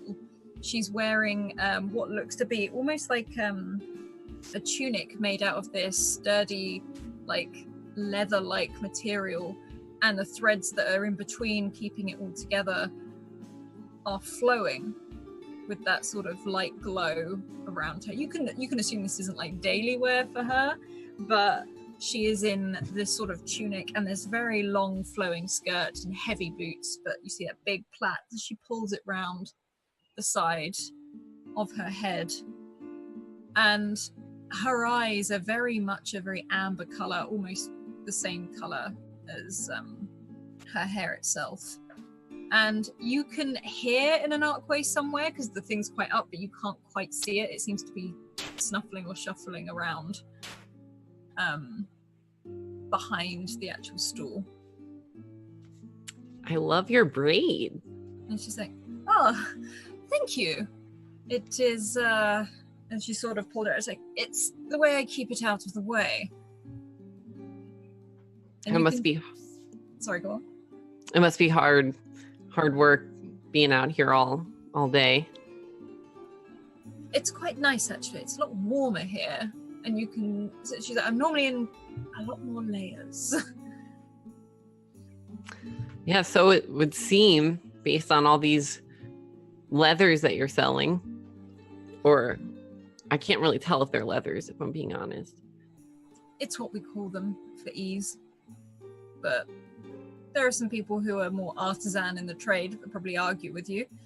I am actually, and you see from her, there is also, it's very strange. There, as much as she's big and broad, there is a very sort of tanned color to her skin. She's like, I'm actually half Valadris, half from here, from around here.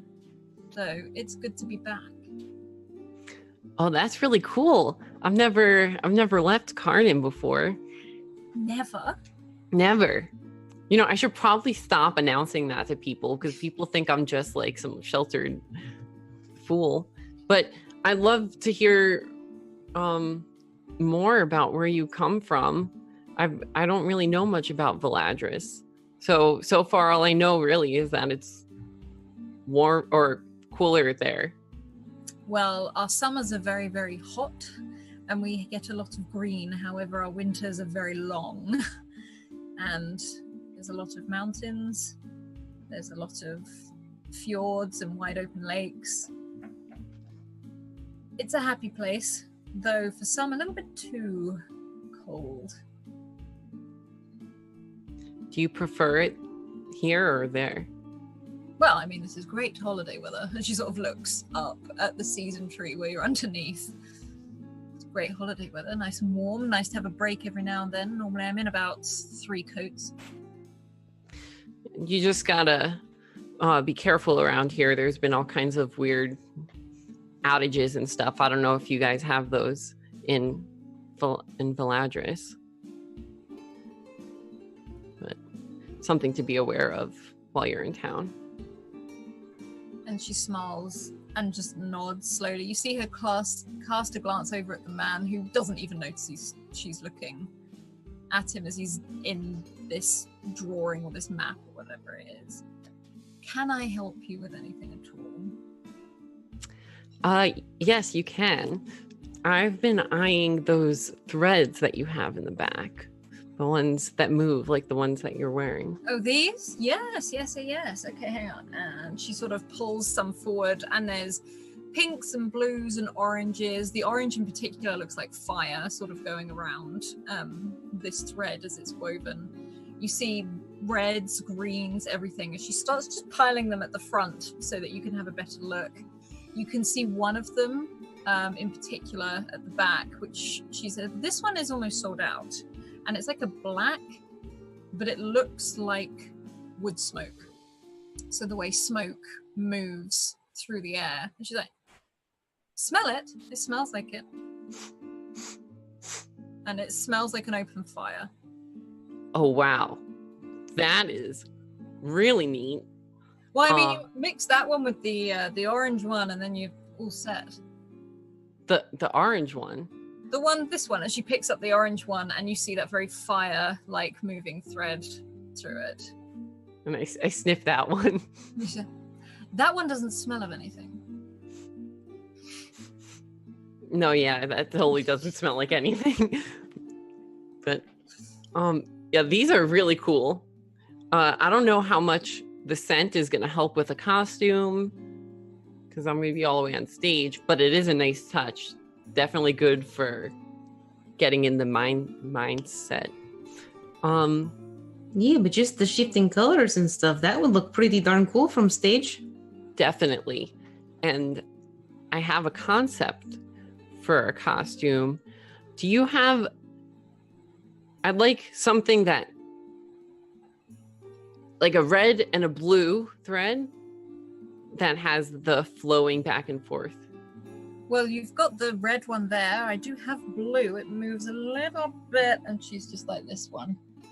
Like, pulls down, and you see you think that you can tell there's an Anakwe behind there, because you just hear that let go as you hear pull up this kind of blue, which sort of moves almost like a river around this thread. These will do just fine. They're beautiful. Those are really cool. Hey, quick question for you, since you seem to be something of the expert with, the color shifting, moving around stuff. Mm-hmm. She'll pull out like the portion of her costume that was made with the scarf. Is this material something you normally have on hand or know how it's made? And she looks over. May I have a look? Yeah, sure. And she sort of takes it and feels it. It's like, I mean, it's much smoother. It's not as, she's like looking at it and like literally touching it, pulling it, not pulling it in a bad way, but feeling it. It's not as thick as what we use. In fact, you'll probably find this a bit further down south. I can't remember the name of the place, but further down south along the main southern coast, you'll find lots of things like this. Okay, so not something you would have on hand then? I'm afraid not, no. All right. Well, I appreciate it. At least it gives me an idea of where it's come from, because it was given to me as a gift, and it's, such a pretty material. I was hoping to find more kind of like it, maybe different colors going on. I mean, it's beautiful, very delicate. I mean, there must be someone around here. Oh, yes. Yeah, I think I might have to go speak to the gifter of the gift, or the giver of the gift. I'm the gift. Well, you know what I mean. Sorry. I'm actually kind of like... I'm trying not to buy more stuff because your stall's got really cool things here, and yeah, but thank you. Well, what is it you like? Well, I like plants, and I like things that look, shiny and sparkly and, shimmery kind of stuff. And she smiles briefly, and if you purchase those threads, I will throw in 2 extras, one for each of you, of something that I have in mind. That sounds like a deal to me. Yeah, I won't say no to that. Okay. And that will be 7, please, as she looks over at Paula and starts putting these like threads in a bag and hands it over to you. It's like, my one condition is that if anyone asks you where it came from, you tell them it came from me. And she hands over a card as well, very much like the flower lady did. And she reaches down and she's like, excuse me a second. And she reaches down and pulls up this Anakwe and sets it on the side. And you see this very tiny pig as it sort of sits itself on the side and pulls a box out. Sorry, he always likes to get in there. And she pulls out, first of all, and hands to Nadie. It looks like a leather pouch, but it looks almost translucent It's weird. It's very odd. Like, as you can see she's holding it, but as she passes it over to you, everything behind it, you see it sort of warp and shift, like you're looking through a distorted mirror. And she hands it over to you. She's like, now, these I make because I was fed up with pickpockets over in Valadris. I can't make it fully invisible. However, it's not the most notable thing on your side. I notice you're wearing a lot of little bags down there. Yeah, it's kind of my thing to do because I carry stuff, but this will be very handy. Okay. And she's like, again, let them know it's almost like a prototype. So I've only made 5 of these at the moment, but tell me what you think. And then she moves over to Paula. Is like, I heard you said you were a dancer. Yeah, no, that's my passion. Okay. And she sort of looks around for a bit, and then you see this pig has something just like in its mouth, and it's like, no, and snaps it out. And she's like, made of the same material, but, and she flicks open a fan. And this fan you can see almost completely through. Again, it seems to distort the image, and she closes it again. This is beautiful. I open it up in front of my face. Yeah, like Nadine, you see this very sort of, it's more color distortion. You can't actually physically see Paula's face, but you can see the distortion there. That would look really cool from stage. Yeah, this is going to be awesome. Thank you so much. That's really kind. And as she's saying this, she's fumbling very much like Nadi through all her different bags trying to look for her money, except Paula's like shuffling through papers and like old like sweaty clothes, and she has like 3 bags of stuff before she finally finds the coin purse. Like, I think we have a lot in common, Nadi. Yeah, we bag ladies.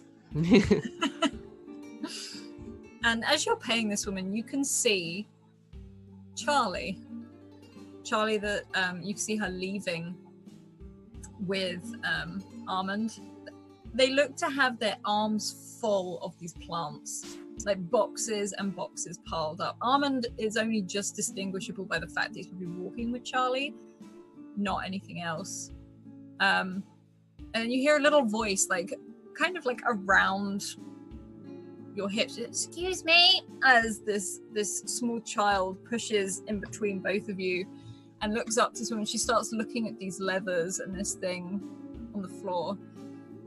And this child has a very very long blonde hair, almost like sort of down to her waist. And you can see, you think it was tied up at one point, like loosely, but it's all fallen out. And she sort of just slides in between both of you to look at all these things on the table as this red panda sort of trots in between your legs and starts climbing up her back and just hugs and holds on as she looks at the stool. Like right now, Paula like flips open her notebook and sees like red panda girl do not trust, and like points at it and shows Nadine. Like Nadi's like already on it. Hey kid, see any good roosts lately? I'm sorry, I can't talk to strangers. And she sort of turns and looks back up at the But you can run away from them? I don't know what you're talking about. And sort of looks back again.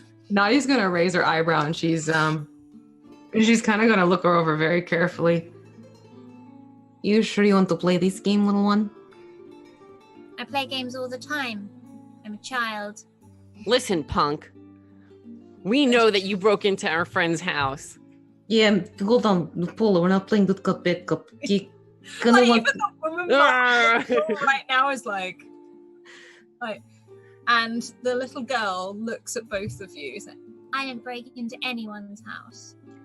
Listen, kiddo, we have a friend who's a little bit startled by the fact that perhaps someone of your physical description and certain friend made an appearance in her apartment in a rather abrupt exit. Do you smell that, Nadi? I smell mothballs that have probably been sitting at the bottom of a closet for a long time.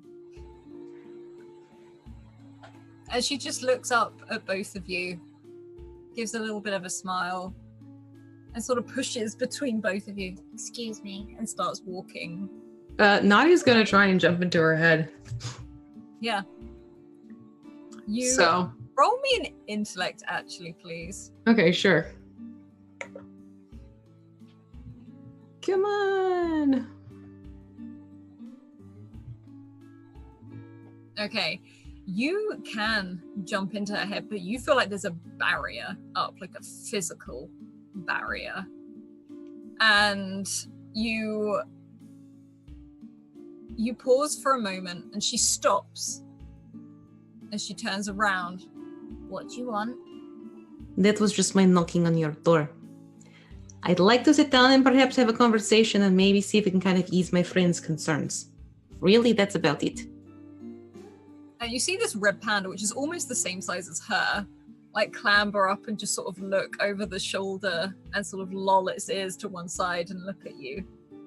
I didn't do anything harmful. No, it's not that we're wanting to figure out the harm that you may have caused. It's more the why you are there in the first place. And I would argue that moving everything in someone's room 1 inch to the left is very harmful to the psyche. Listen, she's our friend. We just want to make sure she's okay. Some answers might help kind of calm some worries. And she just sort of like sighs and sort of wanders over to one of the tables where the food stalls are and sits down, spins her legs around to face the other way. And this red panda sort of lolls off, falls off the bench and then climbs back up again. And she looks back. Are you going to sit down or what? You want some food first or not? Are you buying? I'll get you the food if you give me the answers. I'll tell you what I can if you buy me the food. Maybe one of us should go, and I'll whisper this to Nadi. Maybe one of us should go get Charlie and the other one should keep her distracted. Tell you what, you go get Charlie and bring back some food. Sounds like a plan. I've got it. BRB. And this little girl sort of squints and watches you go. And she looks a bit like grubby, like she looks like she's been running across rooftops. And you can see she wears this small little, funny enough, leather-like jacket with that same weaving and these sort of harem pants style trousers, but much thicker. And she watches you sit down, Nadi. If you sit down, she watches you every moment and sit down. Okay, food's coming. What's your name? I'm not saying anything until there's food in front of me. Nadia's gonna go into her pouch and pull out a granola bar. Okay, start with this. And she glares and sort of reaches across. The table comes up to here on her, and she reaches out, takes the granola bar, and starts opening it and eating it. So, Tuva. My name's Tuva. Tuva. Yeah. That's a pretty name. I'm Nadi. Nice to meet you, Nadi. This is Prema. Hi. And she sort of like gives like a little wave. He'll like tip a hat he's not wearing. Huh. And she then realizes she hasn't introduced this red panda that's sort of like lolling close, but almost like it looks annoyed that she's like, oh, this is Brenna. Brenna. All right, so Tuva and Brenna. Pleasure to make your acquaintance. Now listen, I know you didn't do anything that was harmful, but what's with the 1 inch to the right? And then she just takes a bite out of the granola bar. I don't know what you mean.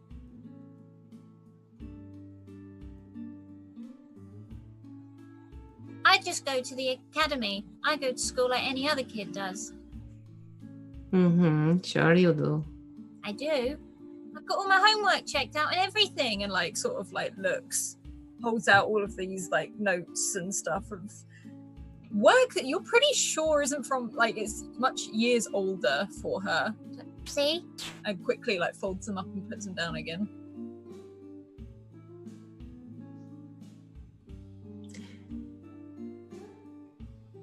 Why were you there? Why was I where? You like to talk in circles, don't you? Uh-huh.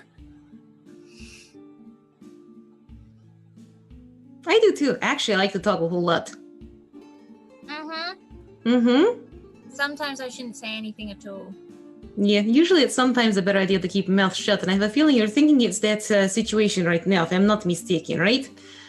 So sit quiet, don't tell anything, and then, hey, hopefully they forget you're there, and then maybe you can sneak off, and nothing will happen, get free meal out of the deal. Hey, cool, very nice. This is a wonderful thing, right? Well, no, you can get in my head, so it doesn't matter what I tell you. I'd rather actually speak to you person to person rather than having to jump in. Really?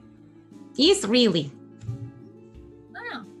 And she's got a look on her face where you're not sure that's happened before. You're not sure anyone has just spoken. Look, Look. before it was just sort of a knock at your door. Get your attention. Yeah. I really would like to talk to you about this. So you won't go straight in there? No, that'd be a bully thing to do. And she looks slightly confused. No, it's not. Well, in my world, it's not always best thing to go hopping in and taking over and finding out things you weren't invited to. Sometimes it helps. In some situations, okay, yes, in some situations it does help. I will not disagree with you on that one. It has come in handy a few times for me. However, what do you say? And she looks a little bit like grumpy about it more than anything at the end of the day. You look at her, she looks about 9, maybe 10. And you feel that she probably looks a bit older than she is, but as soon as that pout comes on, as soon as that been told to sit down at the bench, that's where you can see she's a 9-10-year-old. She's like, look, I just had to do one thing and then bring it back. Okay, so what was the one thing that you had to bring back? I don't know. They said I'd recognize it when I saw it. So you're moving things looking for stuff? Yeah. And you didn't I find am it? getting something to eat out of this, right? Yes, absolutely. It's just there's lines. Look, these booths are busy. Last night, lots of people here to come and play, and I gave you the banana chocolate protein bar. sort of pouts again. I have a chocolate cherry if you'd want one after that. No, I'm okay. I don't like cherries. And she sort of puts it, Look, I was told to go in there, it would be straightforward, no one would be home, and that I would sense it before I found it. That's all I know. Okay, well, who did the sending of you to the place? You just get messages. Anyway, I didn't know there was going to be a scary person that would chase me out a window when I got in there. What would you do if you came home and there's someone hiding in closet? Well, I'd Would shut you the closet and go get the authorities. Well, from what I heard, you tore out there like back from hell. Because I was being chased. All right, kiddo, listen. So you just get these random messages, like notes or what? I get jobs. And They pay you people for help this? me. Well, no, they help me. With this. Yep. Oh, okay. So they help you kind of hone the talents, right? Kind of. Kind of. I'd be useless if I didn't have it.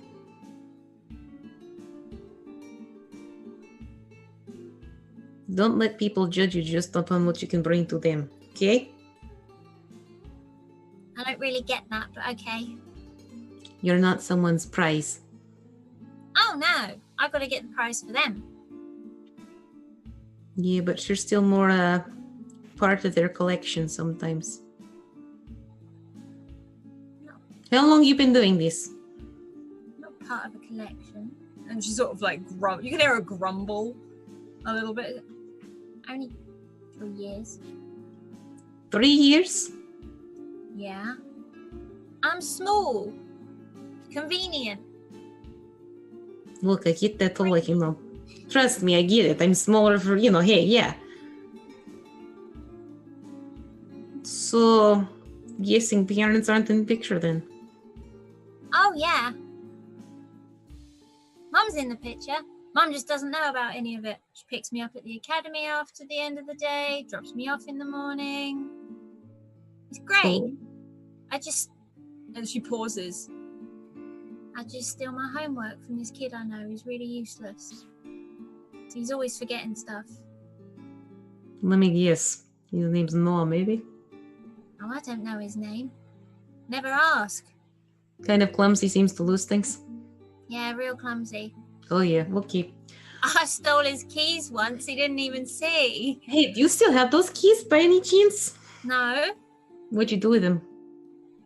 Well, just And she looks away. I threw him in the waterway. Oh, dear God. Okay, which waterway? I don't know, the one near the season tree.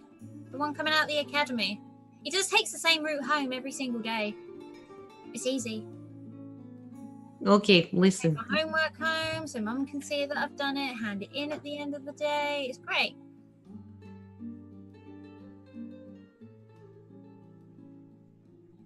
I failed last one because of him. Probably because he was so stressed about not being able to get back into his home. Well, he should be more wary. And you can see there is a smile, like she looks mildly pleased with herself, but at the same time, she recognizes it's not a good thing. It just started off as practice and then got too far. Okay, so maybe dial back picking on Noah. Yeah. Yeah, he's not a bad kid. Oh, I didn't think he was. Yeah, so just, remember, when you start doing these things, there's people on the other side where they have the repercussions of your fun. Well, training, not fun. It's a job. How old are you? 10. 10's too young for a job. Not for what I'm getting. You're a very interesting person. Thank you.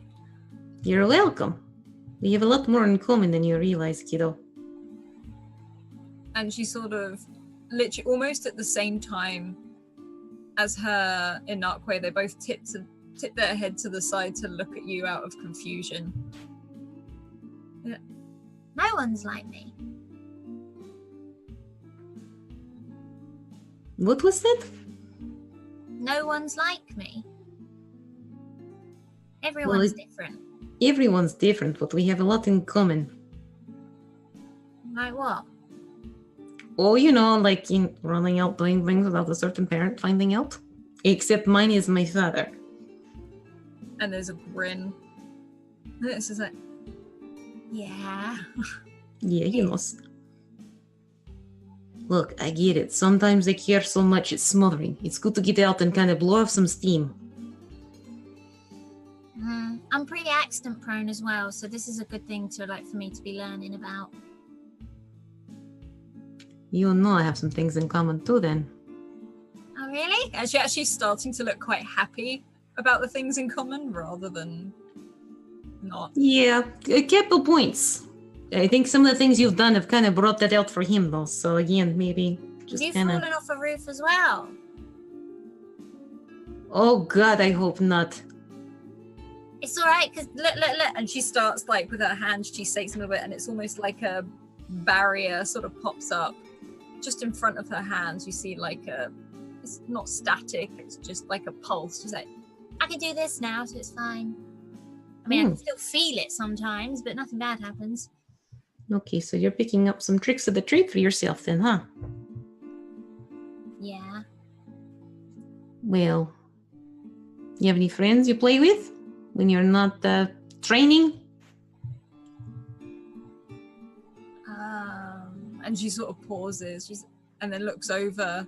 I got Brenna. Yeah, I know it's like familiar friends, yes, but they're always with us. They are always going to be a part of us. Sometimes it's good to have friends outside of our instant body system. I don't have that yet. Well, tell you what, kiddo. I wouldn't mind making another friend. She pauses and just pushes the last bit of granola like off her lip. What, like an actual friend? Is there like a contract or something? No, that's not how friendship works. It's more people who just kind of want to spend time with each other, talk about things, and maybe learn new things with each other. Or about each other. Yeah, but isn't there like a secret handshake or something? Confirm your friend. Okay, well, how'd you do it? Hi, nice to meet you. Want to get together sometime later, maybe next week or earlier on?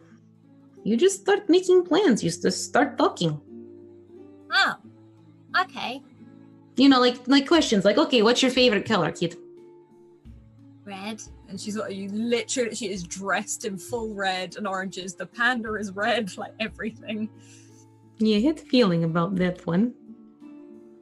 What's your favorite color? Aqua blue. She looks. You're still wearing a lot of blue, I'm assuming. I thought so. Mm-hmm. And she No. smiles, and you can see she's swinging her legs because they don't touch the floor. And she's wearing her these tiny little sandals. You know, my papa, he had friends who'd come to the house, and they'd like to have me run little errands for them, too. Okay. Is this someone that's a friend of your mother? No. It's a total stranger from your mother, then? And she starts to look a little bit almost choked up. No. I don't want to talk about that. Not Okay, much. so we won't talk about that. That's fine. We'll move on to a new topic. So your mother, she's not home most of the time, or what's the story there? Oh, she works from home. She works from home and you're still sneaking out? Well, she drops me off at the academy in the morning and I waltz right out of there. As long as I'm back in time for her to pick me up, she's fine. Nadia's just gonna try not to start cracking up because that sounds familiar to her. Okay, yeah. How come you don't want to be at the academy? No, I don't want to. They can't teach me anything I need. You're bored. A little bit. You're very smart then. Also, I broke a lot of stuff. Broke how? Like clumsiness? I'm prone. So bumped into a vase, oops, and there it goes shattered on the ground? Yeah. Yeah. I used to walk into a lot of stuff. I fell down the stairs there once. That hurt. Suddenly I want to get you bubble wrap. Oh, I've got that now. And again starts flicking that pulse up, and you can actually see almost like a sphere very quickly pulse around her. And as you have this conversation, we're going to hop over to Paula. And Paula, where are you? Where have you run off to? Paula's dashing. She saw Charlie leaving the night market, and she's sprinting, trying knocking people over, knocking people out of the way, trying to catch up with Charlie. And you can catch up. You can see Armand and Charlie, and Armand sort of looks back, and he's like, "Oh my god!" As you come tearing. Charlie. What? Charlie. There's Red Panda. That way. Gotta get there now.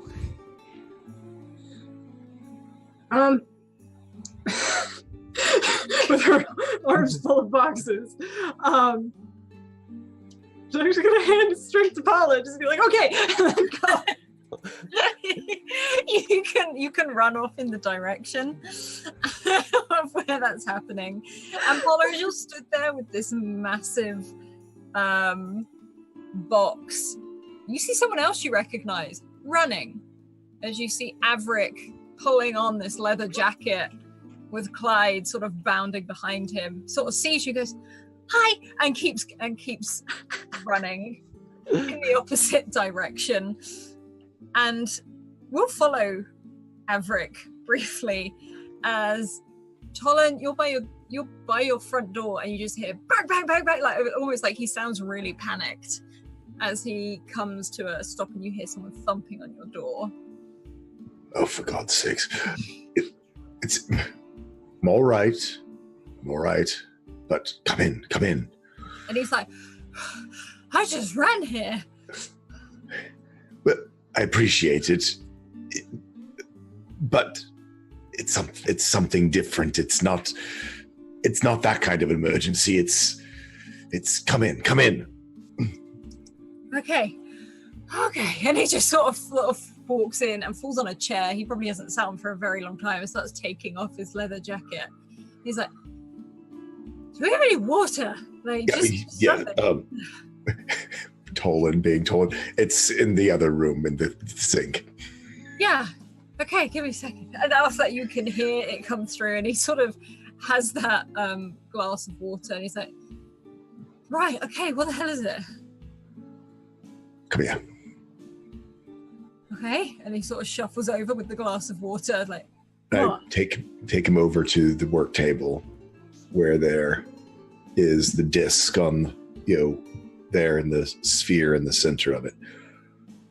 You still got that? Like, as he looks at the sphere. Well, the disc, yes. The disc, yeah. Yes. Well, there's some things that come in handy no matter what's going on. But the sphere, I just got that this evening at the night market from Valadris. A seeker brought it in. And you can see Clyde's tail is like, you hear a drumming because it's wagging and it's hitting, and you can see like there's a cup on the side that's slowly being knocked over where it gets hit continuously. And Averick absentmindedly just catches it and puts it back up on the side. He's like, wait. This came from Valadris. Yes. Well, what is it? A well? A spirit? What is it? That's what I thought. I thought it might just be a wellspring. Remember, I told you about the ruins far over to the east where there was that outcropping of rock that had the pictograms on it. Yeah. No, I remember that. Here, look at this one. He sort of brings him down so he can sort of see into it where the pictograms are sort of gently moving and glowing inside. And he observes it very closely. You see Clyde come and rest his head on the table where it is, just like that nose twitching and sniffing. He's like, "Yeah, I see it. That's like the drawings. That's exactly like what we saw." Right. Yeah. So, using the disc, it's old. Even older than that rock. Older than the season tree. Nothing's older than the season tree. Right. But this is. How did he just have it? Where did he get it from? Did he find it in Valadris, or what is it? He said that he had picked it up there and was here looking for other ruins and artifacts that he had heard about. It's older than the season tree. Well, it's interesting, but it's not why I called you. What else why? What else is it? Watch. Lontitre.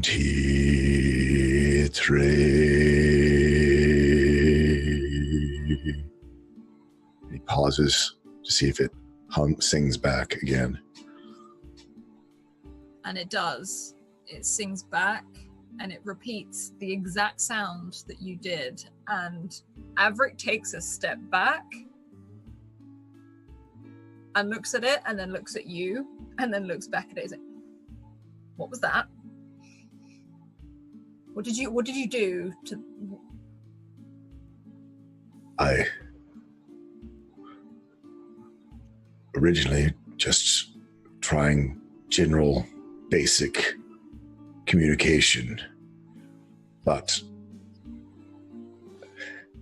remember your first lessons. They don't sing back. It's not supposed to sing back. I know they're not supposed to sing back, but remember how I taught you? I would sing a note and you'd sing it back. I think it's trying to learn. Okay. And Averick sits back in that chair as well. I'm very uncomfortable right now. I know. But it's a rock. Why is it trying to learn something? Because it's not just a rock. What is it? Is it part of... And he sort of pauses. He turns it around to show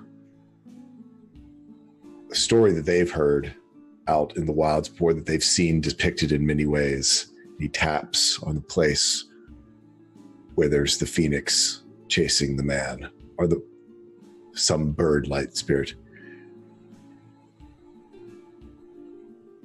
This, I always knew that the season, the wells, including the season tree, the other ones, didn't you ever wonder if they weren't all connected to something old, something ancient? Where does it all come from? Well, and he pauses.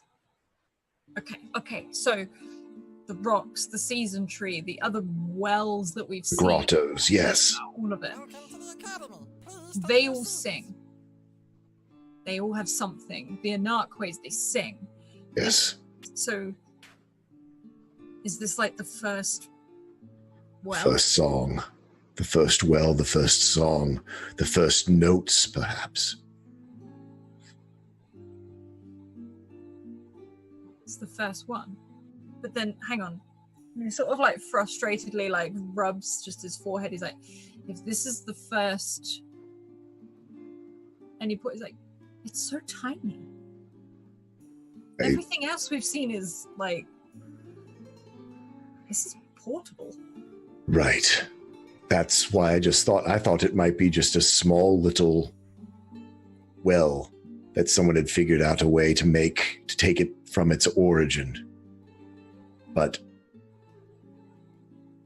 this could be either itself or part of everything.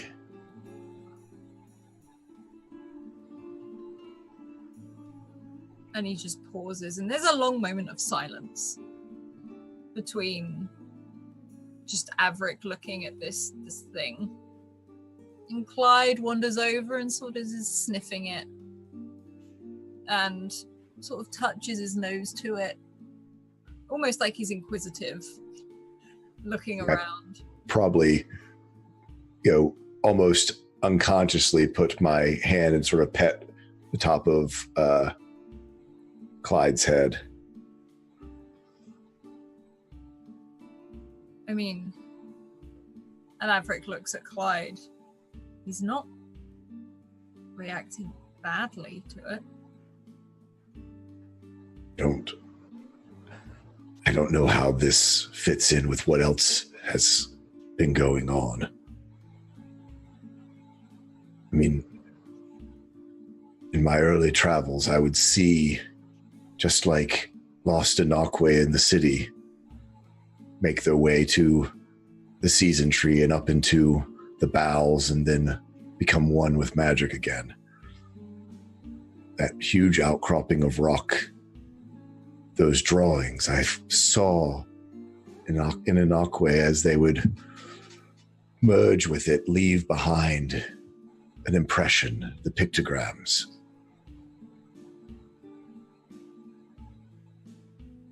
And again, that silence. He's just, And he sort of rests his hand on it to have a look. And he gets like a bit of a tingle. And he's like, what? What? It just tingled, that's all. It's just a tingle. It's fine. I just can't believe how old it is. Maybe this was a mistake. Maybe I shouldn't have. What? Let someone else have it? No, no one. I can't let anyone else have it, but perhaps this was a mistake. This had to be a mistake. This could break things. I was thinking that you could use what I had taught you to maybe teach it so we could communicate with it, so we could find out more. But if we delve into this, something bad could happen. Something terrible could happen. Tolan, and he reaches out and he sort of grabs your arm quite firmly. He's like, you can't ever leave it on its own. If the machine went missing, that means someone else can get into places. What if they're looking for this? That's what I'm worried about too. I would have told you that things that we did to close down the lab were foolproof. But I thought a little bit about it. About the only way someone could break in to those vaults that we created. If magic itself went dark. And 3 nights ago, 4. Whether that was at the time or whether it was they have a way and did it much earlier, I hadn't checked on them. But certainly what they took would amplify whatever they're doing, or whatever they were able to do to get them in the first place. It's just with that, this, and then the stuff that the academy is closed down because something happened in there. Dark figures lurking in the streets, sniffing for something. What if it's all connected? What if this isn't just like, I don't know. Well, if they were, however they're detecting magic, Paula said they went after those who had an aqua. This has got to be like a lighthouse. You just found a beacon. And he sort of gives that really nervous smile of, oh no. There's got to be something you can like use it as a neutralizer, like a box or something that you can put it in that's just, I don't know. In the footlocker is the best I've got, but it's based on old magic. It's almost a decade old, the magic that's holding that together. Oh.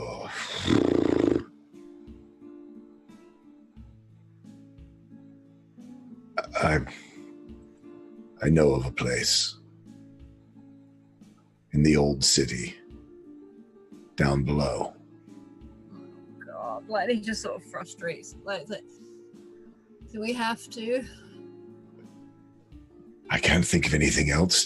Can you? I mean, you knew the lab as well as I did. My worry is that no matter where you put it, it's unguarded.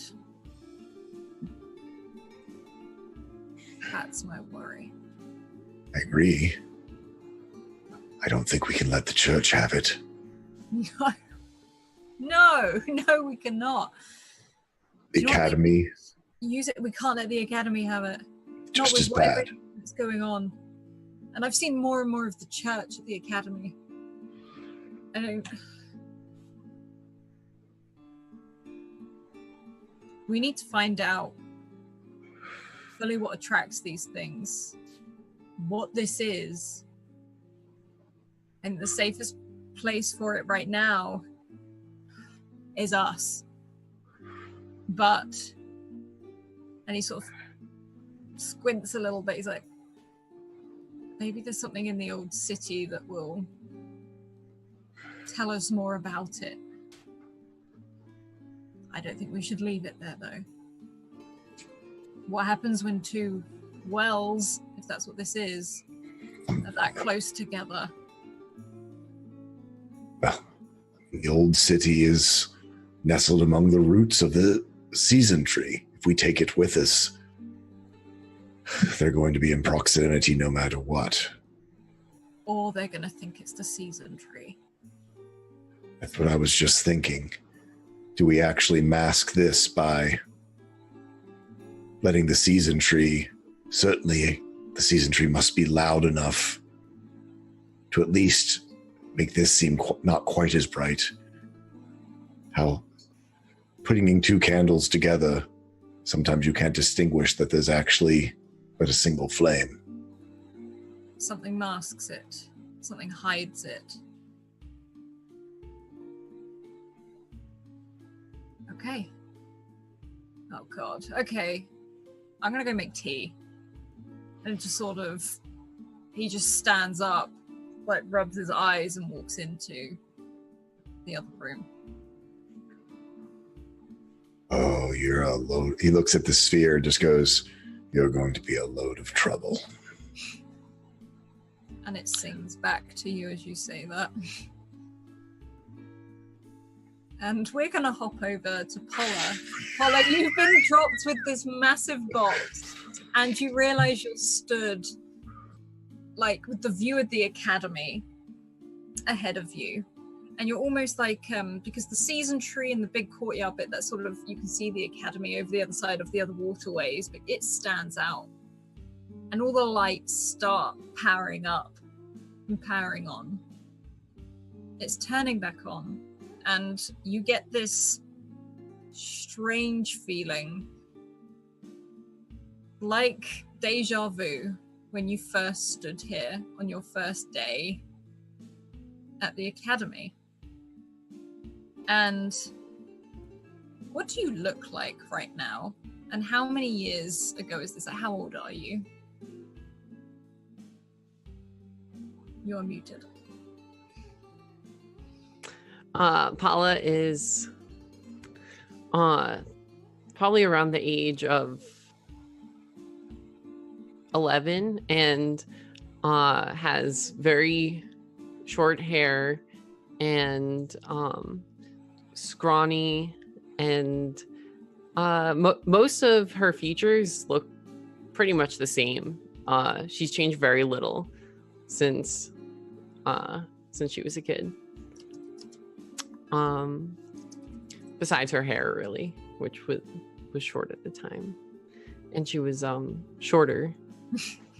And you stand there with your still, I'm imagining, many bags sort of all over your shoulders, and you see two of your friends sort of almost running up behind you, and you hear Paul as they sort of like run towards you, and you see them. They look very excited about the day, and you see your friends Louise and James, both of them in arcways sort of swirling around behind them. With one of them, you see this like this very, very small almost like a guinea pig, as it sort of runs sort of very, very quickly, but it is keeping up and does latch on. And then you can see you can see Louise walk towards you and give you the biggest hug. And this small praying mantis sort of pops out from on top of her head. And she's like, ready? I'm ready as I'll ever be. I don't know, guys. I'm nervous. Why? This is going to be great. Yeah. I mean, I'm sure you guys will have a lot of fun. And there's a sad sort of smile. It's like, look, we may be going into the other half of the academy, but you're still our friend. I know. I mean, we'll still probably have, hangout sessions after class, right? Like we Yeah. always have. Yeah, of course we will. I mean, just because you go to the other side of the academy doesn't mean we're not friends anymore. We can meet up at lunchtime and stuff. And you won't be able to cheat off my homework anymore since we'll have different assignments. You see, just Jacob, one time I asked for help as well. I did it one time. Yeah. It's just going to be weird, not being with you guys all the time. Yeah. I'll have to make new friends. It's still your friends. Are you staying in the dorms or are you going home? I'm going to go home. I don't think I'm cut out for dorm life. And it'll be easier to see you guys if I'm at home. You guys can hang out at my place instead of having to try to explain to the teachers why you're crossing sides. Yeah. Well, I could sneak you in sometimes. Like as James sort of leans in, he's like, come on. And he puts an arm around your shoulders and gives you like that really sort of rough hug. And he's just like, doesn't mean you can't come over this side. You said you always wanted to see what the magical side looked like. I want to see the library so bad. Oh my gosh, I want to see it so bad. We'll sneak you into the library. I hear the books move in there. That's what I heard too. Yeah, but isn't that little, like, as in, like, they put themselves away. It's really weird, but it's really cool. I really want to see it.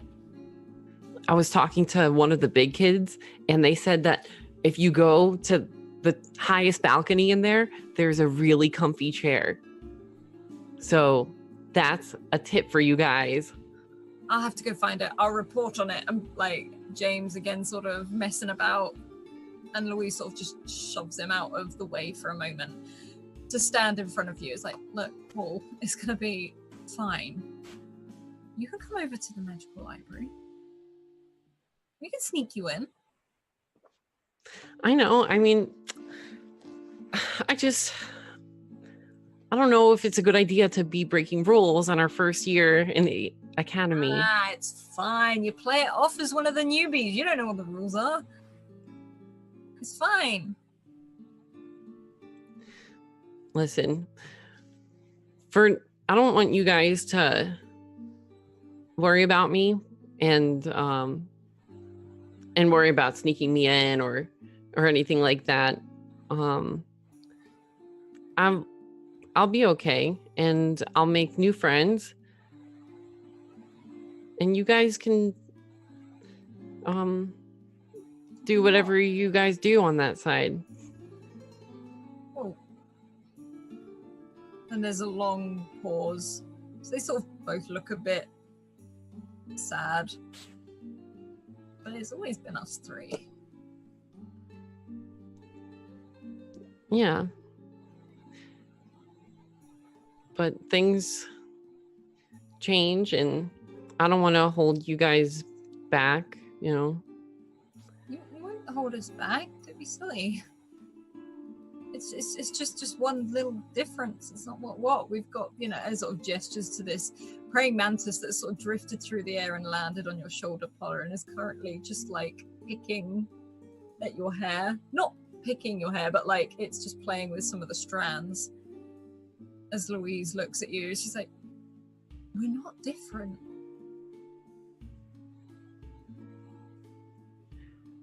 Yeah. I don't know about that. I'm not as smart as you. I've never been as smart as you, and he's definitely not as smart as you. And you, James, is just like giving this look of how dare.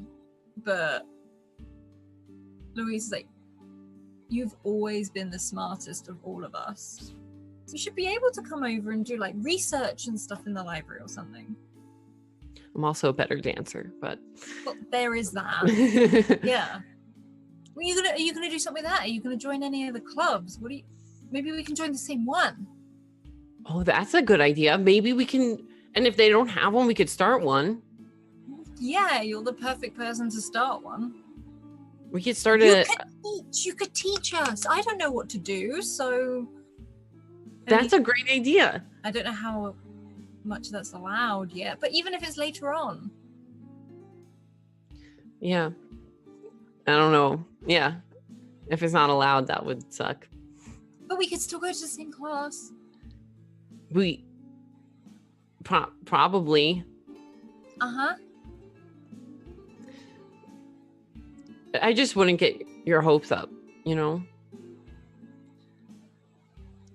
Let's just not, let's not get caught up in delusions.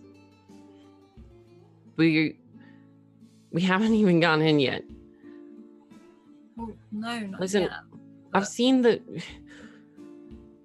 We've all seen the big kids. We've all seen them. The mages hang out with the mages, and the rest of us hang out with the rest of us. Yeah, but we're not like any of them.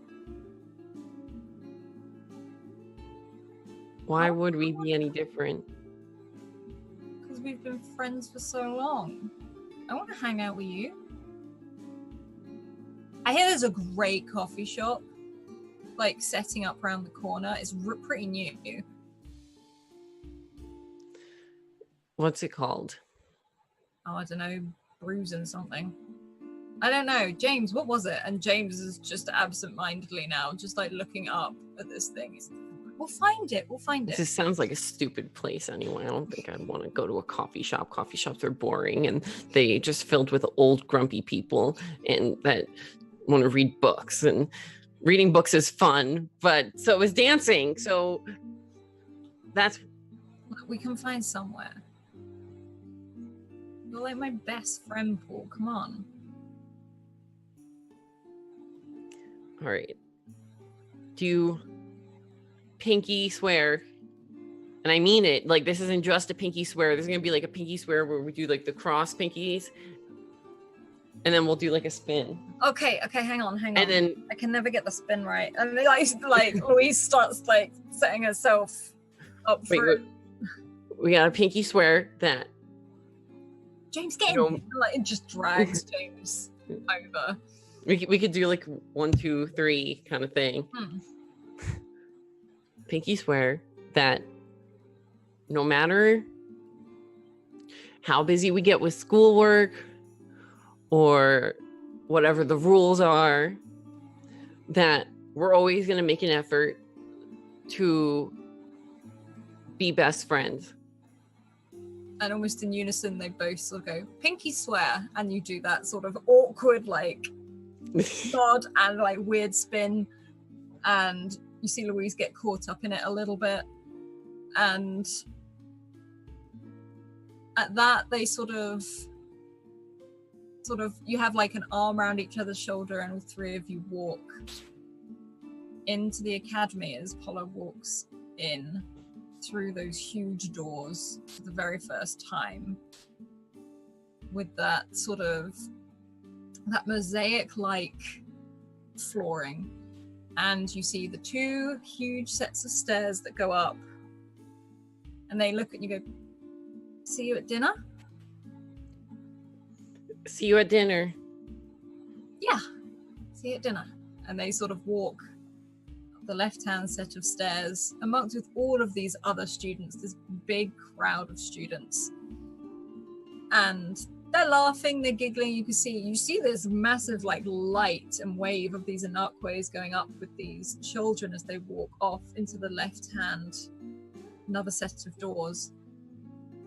And you look to the right and you see that huge, another mass of non-mages, non-magic users filing up the stairs, chatting and sort of laughing to each other.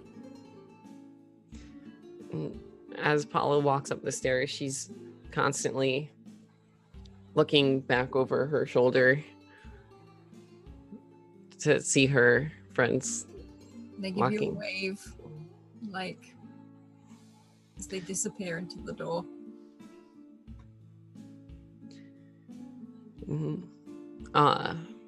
Paula will like put her hood up,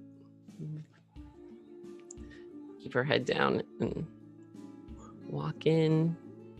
You can weave through the crowd, merge with these non-magic users as you are filed in to be given your timetables, put in your houses, and given your classes. And that is where we will end Doors of Dunera this week. Yay, everyone okay? Good. Good. So good. Awesome. Thank you. Every So much intrigue and yet so sweet at the same time. Okay. Oh, wow. I love this world so much. I can't wait to read the recap for this episode. Like, there was so much. Good luck with that, Julie. I'm sorry, I realized I wasn't. Yeah. Why are you apologizing? That was amazing. Oh, it was so good. So, everyone, please check out all of the links that are coming into the chat now.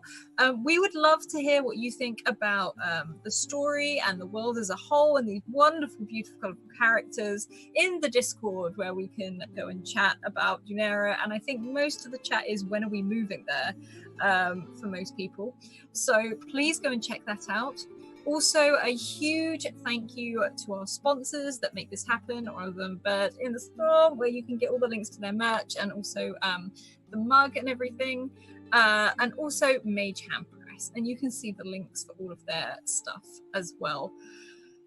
Other than that, we do play this on a rerun every Friday, and we come in, we sit in chat if we can, and we have snacks and coffee and chill and talk about Dunera as a whole. Other than that, I'm already excited for Monday, so we will see you next week, and keep evoking emotions. We'll see you then. Bye.